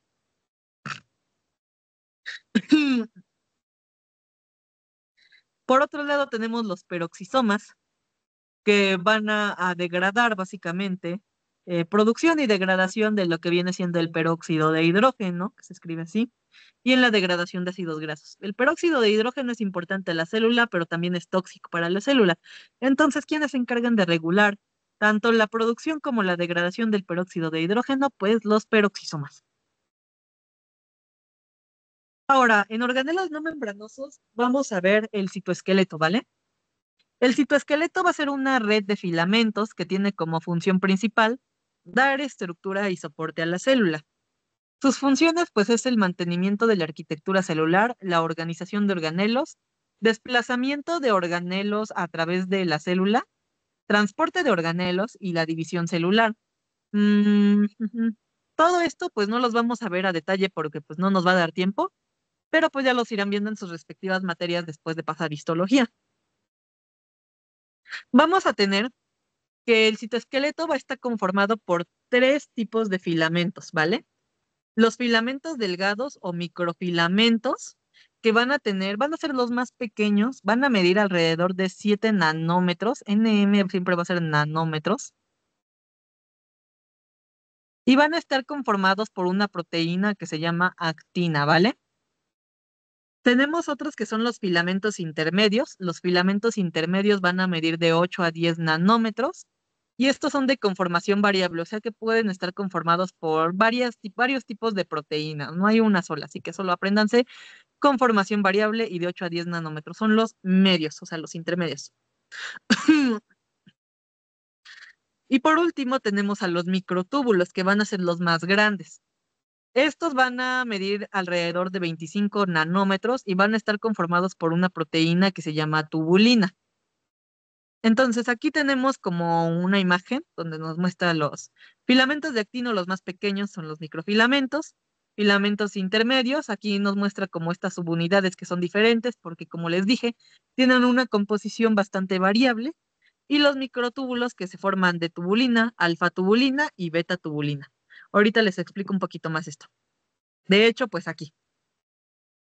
Los microfilamentos van a estar formados por la polimerización de actina G para dar origen a la actina F, la cual se va a organizar en filamentos helicoidales.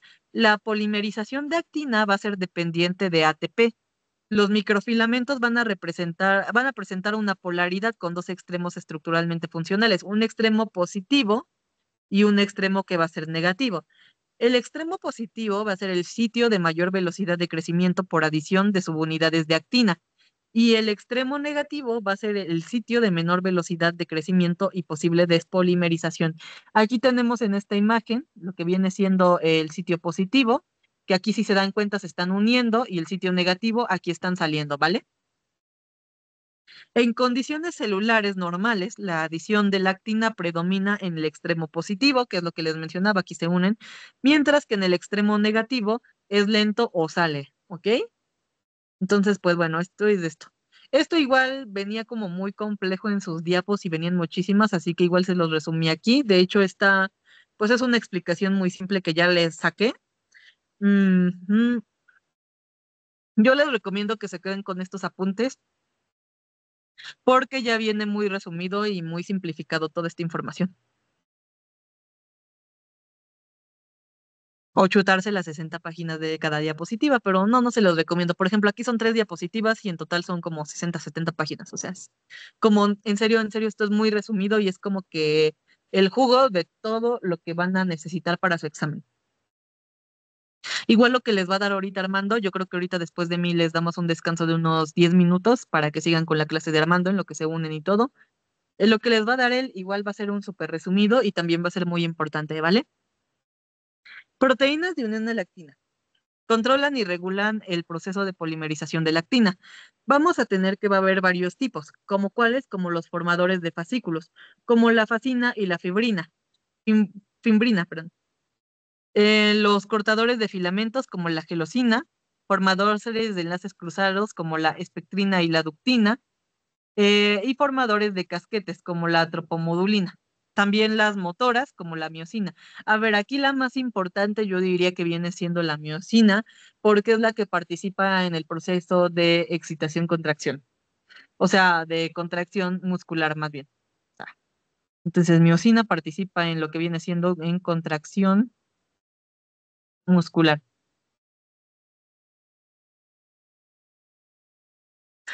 Aquí tenemos los sarcómeros.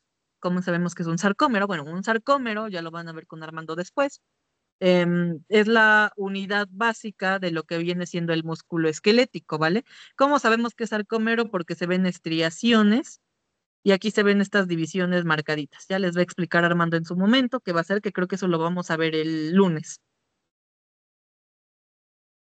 En las células musculares, los filamentos de actina se asocian con miosina para formar los sarcómeros y los sarcómeros van a ser las unidades básicas del músculo. Ujú. Simple. Ahora, ¿qué funciones se van a asociar a los microfilamentos? Se asocian el anclaje de células y el movimiento de proteínas de la membrana, la locomoción celular, o sea, movimiento de las células, formación de especializaciones de membrana, como microvellosidades y estereocilios, y la formación de filamentos contráctiles, ¿vale? Ujú. Ahora vamos a tener los filamentos intermedios, aquí es un poco más simple, se van a conformar de diferentes subunidades, son no polares, pero son estables, y tienen un dominio bastoniforme. Ahora, aquí los vamos a ver. Se van a conformar de diferentes subunidades proteicas. Así de simple, no se metan en líos. Son los que son diferentes, pues, y los que son intermedios. Su función los dice, son los de tamaño medio. Que sí les pueden llegar a preguntar aquí, chicos, el tamaño de cada uno, o cuáles son los más grandes o cuáles son los más chiquitos. Así que eso sí pueden, sí apréndanselo. Pues estos tienen una función meramente estructural y algunos ejemplos que nos pone o que nos marcan en las diapositivas son las queratinas en el epitelio, la bimetina en el fibroblasto o células derivadas del mesénquima, la desmina en el músculo, proteína ácida fibrilar glial, como los astrocitos, que pues básicamente la microglía, como astrocitos, oligodendrocitos y todo eso, todas las células gliales, van a ser las células de sostén del sistema nervioso, o sea, las que sostienen a las neuronas, por así decirlo. Los neurofilamentos, como van a ser las neuronas, y las láminas, que en todos los núcleos, ¿va? Aquí tenemos una microscopía electrónica de transmisión, donde nos permite observar los neurofilamentos en el citoplasma de una célula nerviosa. Vaya, no se hagan bolas, no les van a preguntar si esto es una célula nerviosa o no. Lo que les van a preguntar es cómo se ve a lo mejor el citoesqueleto y siempre lo van a ver así de este estilo. O sea, como, sí, como líneas muy desordenadas o a lo mejor un poco más ordenadas.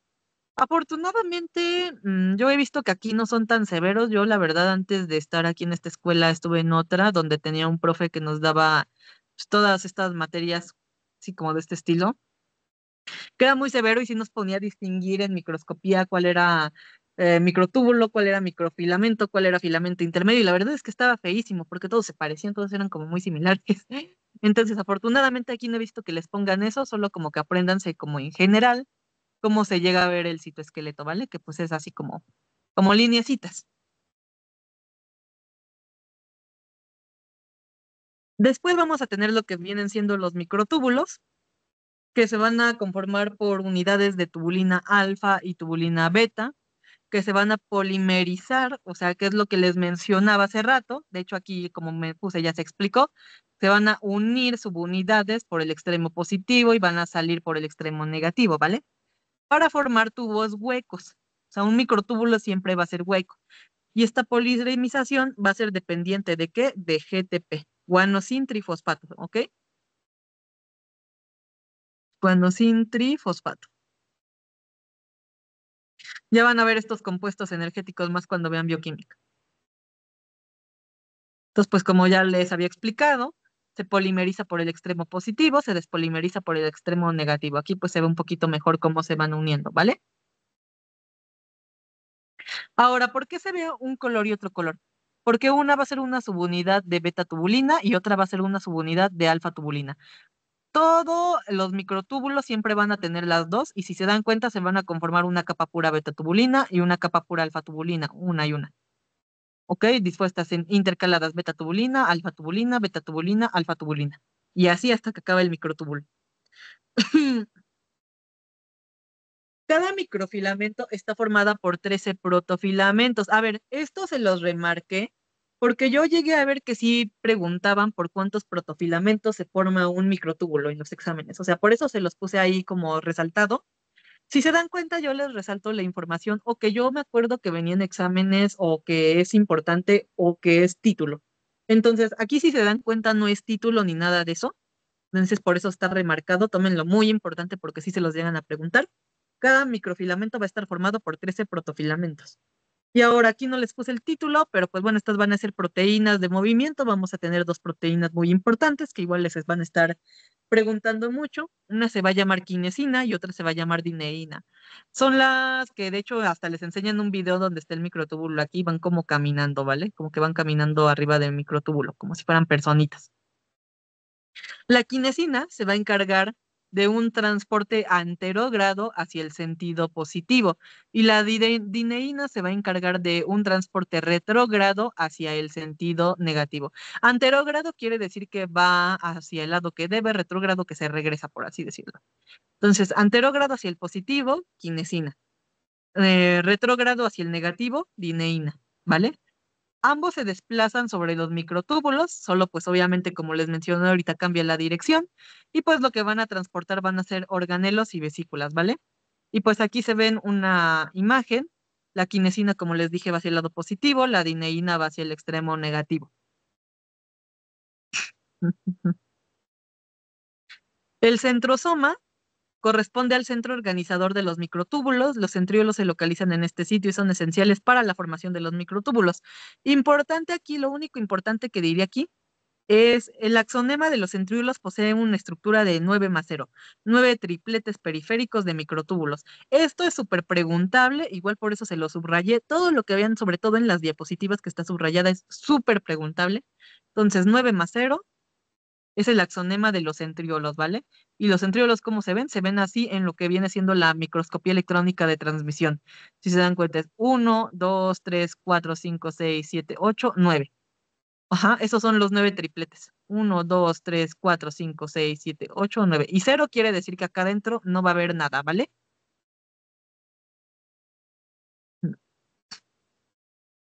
Los cilios.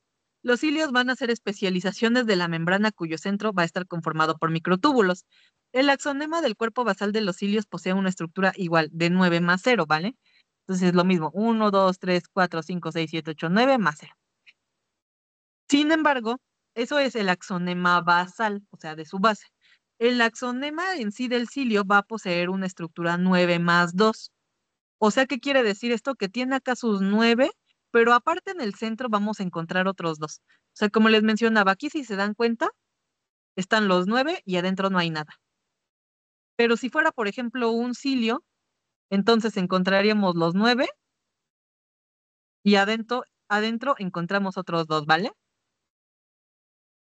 O sea, que se aprecia, no se aprecia muy bien ahí, bueno. Pero sí se aprecia en esta imagen. Encontramos los 9 y adentro otros 2. Dos microtúbulos centrales. Luego tenemos lo que viene siendo el proteosoma, que va a ser un organelo no membranoso compuesto de complejos con múltiples subunidades proteicas que funcionan como subunidades que degradan proteínas. Componentes y características compuesto por una subunidad 20S y dos subunidades 19S. Igual, lo que creo que podrían llegar a preguntarles es esto, aunque la verdad de proteosoma sí no llegué a ver yo preguntas, pero esto podría ser lo que les pueden llegar a preguntar de sus subunidades. Mm. ¿Qué hace el proteosoma? Ayuda a mantener un control de la proteólisis citoplasmática. Y pues algunos ejemplos son la señalización reguladora del ciclo celular, factores de transcripción, proteínas inhibidoras y proteínas antiapoptóticas, ¿vale? Esto igual, pues esto no lo tomen tanto en cuenta. Inclusiones y pigmentos, esto sí es importante, porque esto sí se los preguntan tanto en el teórico como en el práctico, ¿vale? Las inclusiones van a ser estructuras citoplasmáticas o nucleares sin actividad metabólica, o sea, no presentan actividad metabólica. Se van a presentar como gránulos de pigmento o se ubican en el citoplasma o en el núcleo.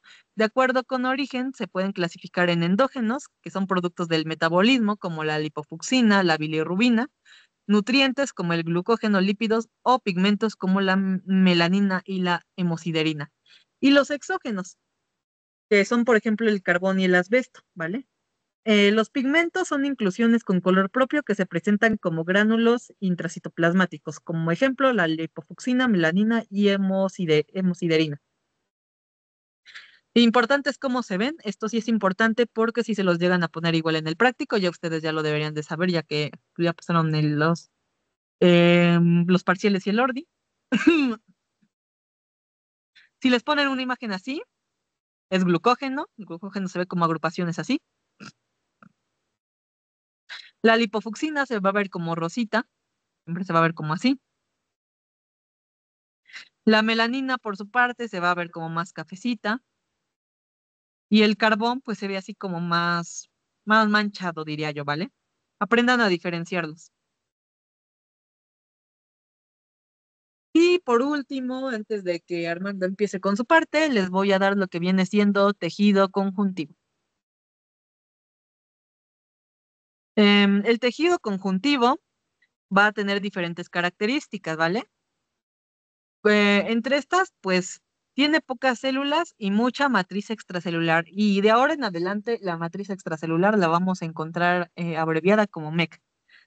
La matriz extracelular se va a componer de tres tipos de fibras. Las fibras de colágeno, que van a tener resistencia a la tensión, las fibras elásticas, que van a conferir elasticidad, y las fibras reticulares, que van a dar el armazón de sostén celular, ¿vale? Esto porque es importante, porque el tejido conectivo va a estar en diferentes tipos de células, o bueno, más bien diferentes órganos. Ajá. Por ejemplo, el- se encuentra mucho en lo que vienen siendo las arterias, como las arterias elásticas y las arterias, etcétera. Em, y pues esto nos va a dar como ciertas capacidades. Por ejemplo, las arterias elásticas van a ser más resistentes que las arterias musculares, porque por ejemplo aquí tienen lo que viene siendo la elastina, que nos da elasticidad, lo cual permite un mayor flujo de sangre y mayor presión arterial, ya que la arteria se puede expandir más. Mientras que, por ejemplo, en una arteria muscular, pues es un poquito más débil, ¿vale? Mm. Entonces, así va a haber como muchos órganos, muchas como estructuras donde van a encontrar cada uno de estos tipos. Y por eso va a ser muy importante y fundamental que aprendan bien tejido conectivo y sobre todo también algo súper preguntable, los tipos de colágeno. Sustancia fundamental amorfa. Va a ser el material genético formado por protoglucanos, glucoproteínas y glucosaminoglucanos, que va a permitir el paso de nutrientes y amortigua fuerzas, ¿vale? Vamos a ver la función del tejido conectivo, que va a sostener y unir a los tejidos, forma membranas basales y da soporte a epitelios, músculo y tejido nervioso. Ahora aquí tenemos una microfotografía donde podemos pues ver cómo se ve más o menos el tejido conectivo, ¿va? Vamos a ver que hay dos tipos de tejido conectivo. Ahora, aquí no les puse lo de tejido embrionario, que si mesénquima, que si parénquima, eso no se los puse aquí porque uno rara vez viene en tu examen. A lo mucho les preguntan, ¿qué es el mesénquima? Y pues ya dicen, tejido embrionario, etcétera. Pero no se los puse aquí porque no van a profundizar en eso. Solo pues necesitan saber que el mesénquima es embrionario. Es lo único que necesitan saber de eso. Y de ahí lo que sí es importante van a ser los subtipos, ¿va? Esto pues lógicamente pues ya es en el adulto, ya lo embrionario lo verán en la materia de embriología. Tejido conjuntivo podemos encontrar el laxo y el denso. El laxo lo encontramos areolar, ¿va? Y el denso lo encontramos en dos formas, en regular y en irregular. Ahorita profundizamos más en eso. El denso se va a subdividir, como les mencioné, en regular e irregular, dependiendo su tipo de fibras de colágeno. Dependiendo qué tipo de colágeno tenga, es lo que los va a hacer regular o irregular. Ahora, esta es la clasificación de los tipos de tejido conjuntivo. Como les mencioné, es el tejido conjuntivo embrionario, mesénquima, tejido conjuntivo mucoso, tejido conjuntivo en el adulto, tejido conjuntivo laxo. Pues aquí, pues es como, no les recomiendo tanto que peleen esta tablita. Se las dejo como por si quieren como checarlo, pero pues no les recomiendo que pongan tanto énfasis. Ahora sí vamos con lo importante, a explicarlos uno por uno. El tejido conjuntivo laxo se va a caracterizar por fibras de colágeno poco ordenadas, delgadas y escasas. Sustancia fundamental abundante, ¿va? ¿Y esto por qué pasa? Por medio de difusión. Se va a ubicar principalmente debajo de los epitelios que revisten las superficies internas. y rodea los vasos sanguíneos. Se asocia con epitelio de las glándulas. Va a abundar en varios tipos de células. Las células transitorias que migran desde los vasos sanguíneos locales al responder a estímulos periféricos, por ejemplo, ¿va? Y aquí tenemos una microfotografía de cómo se va a ver el tejido conjuntivo laxo. Dense cuenta que se ve como menos ordenado, ¿va? Ahora tenemos el tejido conjuntivo denso. Vamos a empezar con el denso irregular. Este no está modelado, contiene sobre todo fibras de colágeno en distintas direcciones. A ver, si aquí les dije que se ve desordenado, este es el que va a ser como mucho relajo, ¿va? Células dispersas y normalmente de un tipo. Va a contener lo que son van a ser fibroblastos, contiene escasa sustancia fundamental y su solidez es considerable. Y el tejido conjuntivo denso regular, como vimos, este era el irregular, este va a ser el regular. El regular es lo contrario, va a ser modelado, el principal componente funcional de los tendones, de los ligamentos y de la aponeurosis. El regular sí se va a ver como bien ordenadito, se va a ver así, ¿va? Este se va a ver como todo un relajo. Y este se ve como, yo diría como más como nubecitas, como gomoso, no sé, así. Y este tiene poca presencia en la microscopía electrónica. Ahora aquí vemos precisamente lo que les decía. Este vendría siendo regular y este vendría siendo un poquito del irregular. Se ven los dos en esa imagen. Ahora los tendones se van a fijar al músculo, van a estar formados por haces paralelos de fibras de colágeno. Entre ellos se van a encontrar los fibroblastos o tendinocitos. Ujú, ujú. Los tendinocitos en la microscopía electrónica pues se ven especializados. Tenemos lo que es un epitendón, que es la cápsula de tejido conjuntivo, y el endotendón, que es la extensión del epitendón. Ujú. Entonces, aquí tenemos esta yo me acuerdo que llegó a venir, no me acuerdo si en primero o en segundo parcial, creo que en primer parcial en el examen práctico. Entonces, muy probablemente se las van a repetir el extra. Les quiero dar un dato, chicos. Los extraordinarios no son más que una casi que repetición bueno, al menos los ordinarios, son casi como una repetición de lo que vienen siendo los parciales. A lo mejor les preguntan las mismas cosas, pero como que de una manera un poquito diferente, ¿va? Entonces, pues bueno, aquí tenemos lo que vienen siendo nuestros tendones. Posiblemente esta imagen la vuelvan a ver, a lo mejor con otra tinción, pero de que la van a ver, la van a volver a ver. O es muy probable que se las lleguen a poner, ¿va? Y los ligamentos. Ahora, la diferencia entre un tendón y un ligamento es que un tendón va a unir hueso con músculo y un ligamento va a unir hueso con hueso, ¿vale? Eso es como una consideración anatómica para que lo tengan en cuenta. Ya lo debieron de haber visto de todas formas en anato, pero se los recuerdo. Vale, los ligamentos van a tener fibras y fibroblastos de forma paralela. Van a ser menos regulares que los tendones en cuestión de elasticidad, ¿va? Hay ligamentos amarillos y ligamentos elásticos. También tenemos las aponeurosis que se van a organizar en varias capas. Tienen una disposición en un ángulo de 90 grados. Ay, 90, ahí está. Y una disposición ortogonal. También está presente en la córnea del ojo y es la responsable de la transparencia del ojo. Eh, ¿Qué van a ver más o qué les pueden preguntar más? Los tendones. Al menos en histología, los tendones, ¿va? Ahora vamos a ver las fibras de colágeno. Ya vamos a empezar con lo feo de lo feo de lo feo. Bueno, al menos a mí es lo que más me traumó en esto. Yo nunca me aprendí las fibras de colágeno, si les soy honesta. Se las tienen que aprender, pues sí, para asegurar su calificación y para subir promedio. Pero, pues bueno, en lo personal yo la verdad es que no me los aprendí. Hasta apenas ahorita con ustedes que los repasas que me las voy aprendiendo, sí, sinceramente. Pero bueno, fibras de colágeno, fibrillas. Componentes, este es el componente estructural más abundante del tejido conjuntivo. Son flexibles y de resistencia tensora notable. Se tiñen fácilmente con colorantes ácidos. Ujú. El diámetro relativo, tienen un diámetro relativamente uniforme de 68 nanómetros. Una molécula de colágeno siempre va a tener cabeza y cola y van a estar formadas por cadenas de alfa-glicina, hidroprolina o hidroxilicina, ¿vale? Pueden ser homotriméricas de 3 cadenas alfa idénticas o heterotriméricas de 2 o 3 cadenas alfa diferentes. Aquí, ¿qué les van a preguntar? La verdad es que esto no se los preguntan. Lo que les llegan a preguntar es esto. Aquí traté de subrayárselos como que las que eran importantes. Esto, pues la verdad es que lo consulté más con Armando y con el poderosísimo ChatGPT.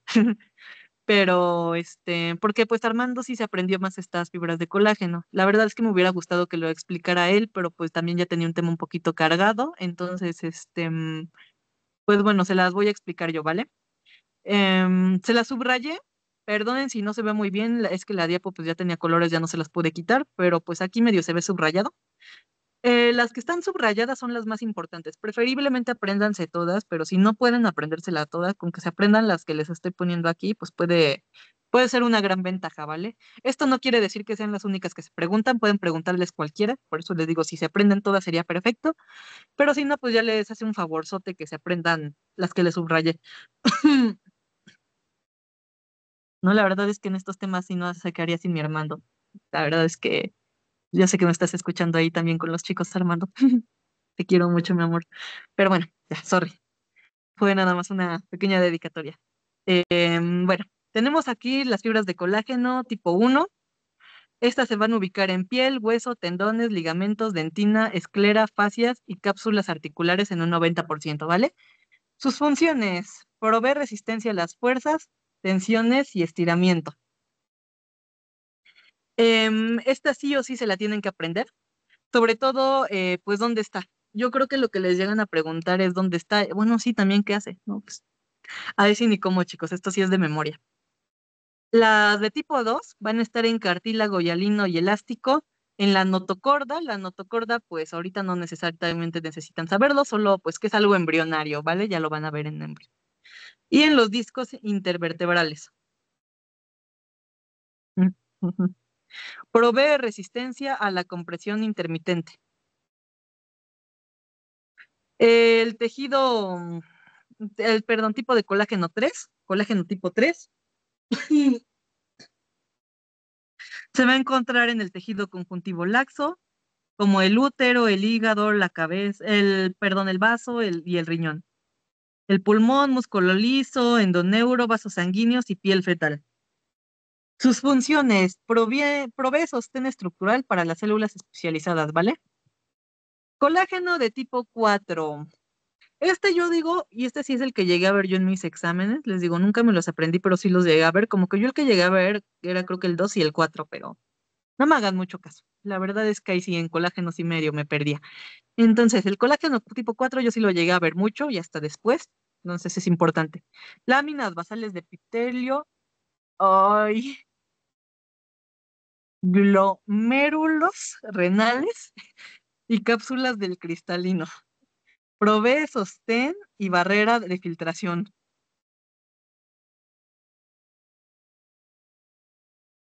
El colágeno tipo 5, pues bueno, ese ya no se lo llegan, no es tan preguntable, pero pues igual apréndanselo. Distribución uniforme en todo el estroma del tejido conjuntivo y fibras reticulares de la pulpa esplénica. Si no dije glomérulo porque lo dije pausado, amor. Perdón si te contesto por aquí, ya es que ya no quiero abrir WhatsApp. Pero bueno, ujú. Modula las propiedades biomecánicas de la fibrila. El colágeno de tipo 6 forma parte de la matriz cartilaginosa que rodea inmediatamente los condrocitos. Fija el condrocito a la matriz y une de forma covalente a las fibrillas de colágeno de tipo 1. Ahora, otro que sí es importante y sí es altamente preguntable, como les dije, los preguntables se los resalté, es el colágeno de tipo 7. Va a estar presente en las fibrillas de anclaje de la piel, ojos, útero y esófago. Asegura la lámina basal a las fibras del tejido conjuntivo. De aquí pues tenemos más tipos de colágeno. La verdad es que yo creo que mejor estos ya los revisen ustedes para no alargar tanto esta clase y no se les haga tan pesado, pero les explico este otro. que también de los importantes. La verdad, estos, el 8, 9, 11, 12, la verdad es que nunca los llegué a ver examen. Mucho menos estos. Estos yo creo que nunca se los llegan a preguntar, pero pues revísenlos de todas maneras. El que sí llegue a ver y que posiblemente sí les pregunten que también es importante es el tipo 10, que está producido por los condrocitos en la zona de hipertrofia del disco epifisiario normal. Contribuye al proceso de mineralización ósea, redes hexagonales para reorganizar el colágeno de tipo 1, 9 y 11 dentro del cartílago. Vaya, esto de los cartílagos se lo voy a explicar el lunes. El lunes Armando les va a explicar. La verdad es que íbamos a meter ahorita músculo, pero pues sí va a ser más larga la clase de lo que ya es y de por sí, por lo que veo, va a durar como 3 horas ahorita. Entonces, bueno, o sea, las 2 horas que llevan más una hora extra o no sé cuánto les vaya a dar ahorita Armando. Entonces, eso se los va a dar Armando junto con hueso y yo les voy a dar la parte de cartílago. Ujú.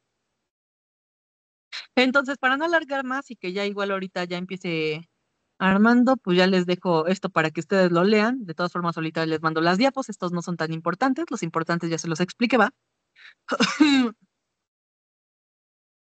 Clases de colágeno. Tenemos el tipo 1, 2, 3, 5, 9 y 24, como glicina, prolina, hidroxiclorina. Colágenos asociados con fibrillas y con hélices triples. Pues aquí tenemos estos tipos de colágenos. Vaya, los importantes aquí. Les voy a resaltar los mismos que arriba. Los colágenos formadores de la membrana basal, que vienen siendo el 6, 4, 6 y 7. Y los formadores de redes hexagonales, el 8 y el 10. Estos, la verdad, no se los aprendan tanto, como les decía. Y por último, vamos a ver qué son las fibras reticulares, que va a ser el armazón de sostén para los componentes celulares diversos de los tejidos y órganos. Contienen colágeno de tipo 3. Como les mencioné, 1, 2, 3 y 4 van a ser como los más mencionados, de ahí chances el 7 y el 10. Posiblemente también apréndanse el 6 por cualquier cosa. Van a ser paz positivas en impregnación argéntica y argidófilas. Tienen una organización en redes o en mallas y se van a hallar en la unión al epitelio, en los adipocitos, en los vasos sanguíneos, en los nervios y en las células musculares. Van a indicar la madurez de un tejido, ¿va? Y pues estas se van a ver más o menos así. Se van a hacer todas estas como fibritas. Van a funcionar como estroma de sostén de los tejidos hematopoyético y linfático. El tejido hematopoyético es el que va a formar la sangre y linfático, pues la linfa. La célula reticular va a ser una fibra reticular, o sea, esto. Y en el endoneuro, las células de Schwann, las células musculares lisas, las células del tubo digestivo y los vasos sanguíneos van a ser igual lo que son fibras reticulares. O sea, fibras reticulares es endoneuro, células de Schwann, células musculares lisas y vasos sanguíneos. Y ya por último, ahora sí tenemos lo que son las fibras elásticas que van a permitir que respondan al estiramiento y a la distensión. Pues básicamente lo que hace que a lo mejor que una arteria, cuando hay mucho paso de sangre, pase de esto a esto sin necesidad de romperse, por ejemplo. Van a ser más delgadas que las fibras del colágeno, están dispuestas en forma ramificada, entrelazadas con fibras de colágeno para limitar la distensibilidad e impedir desgarros a causa de estiramientos excesivos. No se colorean bien frente a la tinción de rutina y pueden colorearse selectivamente con la orceína. Que pues bueno, aquí hay precisamente una tinción con orceína y aquí las encontramos, ¿vale? Son estas las fibras elásticas.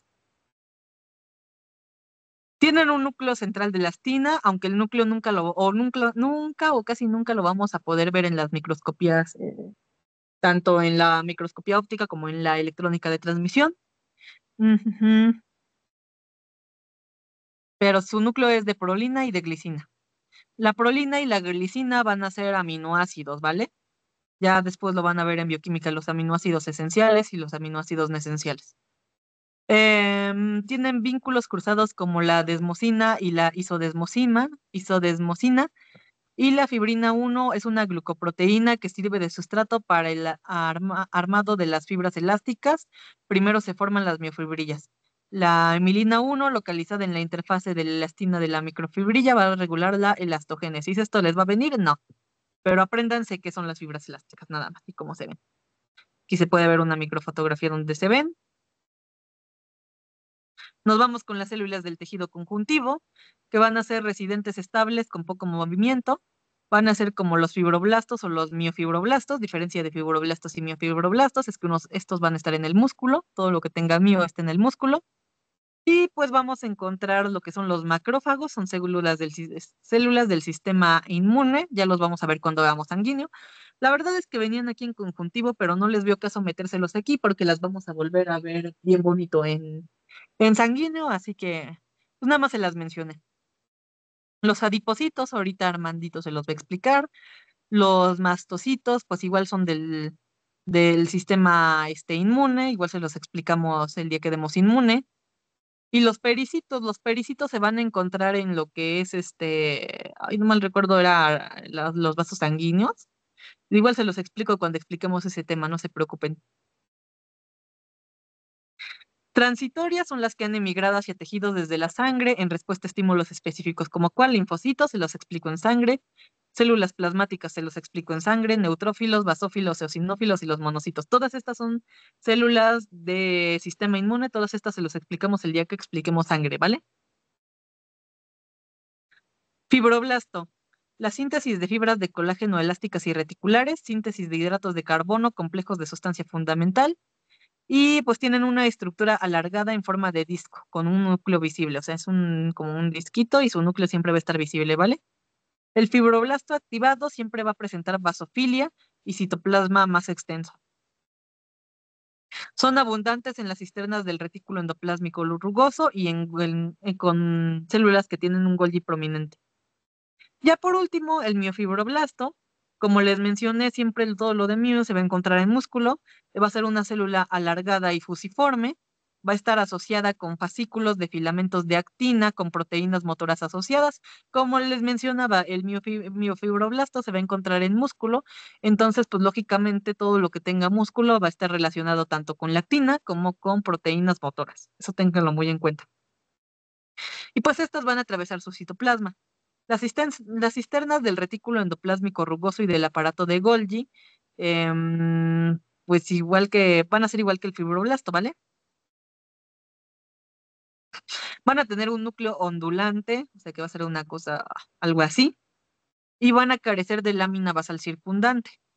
Es una célula aislada, o sea, un miofibro va a ser una célula que va a estar aislada, o sea, va a estar, digamos, de forma, sí, externa a lo que van a ser a lo mejor los miocitos o a lo mejor, pues sí, alguna otra célula muscular, ¿vale? Pues de mi parte, eso sería todo. Ahorita nos tomamos un descanso de unos 10 minutos, yo creo, en lo que Armando les manda el otro enlace para que podamos continuar con lo demás. Ahorita vamos a ver todo lo de epitelios y también todo lo de adipocitos, ¿vale? Ya con eso terminamos el día de hoy y ya pues bueno, ya ahorita acabando la clase de Armando, hacemos una sesión de preguntas y ya el fin de semana les estaré mandando sus guías, ¿vale? Este, mm, ¿Alguien aquí tiene alguna duda para la sesión de preguntas de este tema? ¿Tienen alguna duda o algo que no les haya quedado claro, chicos?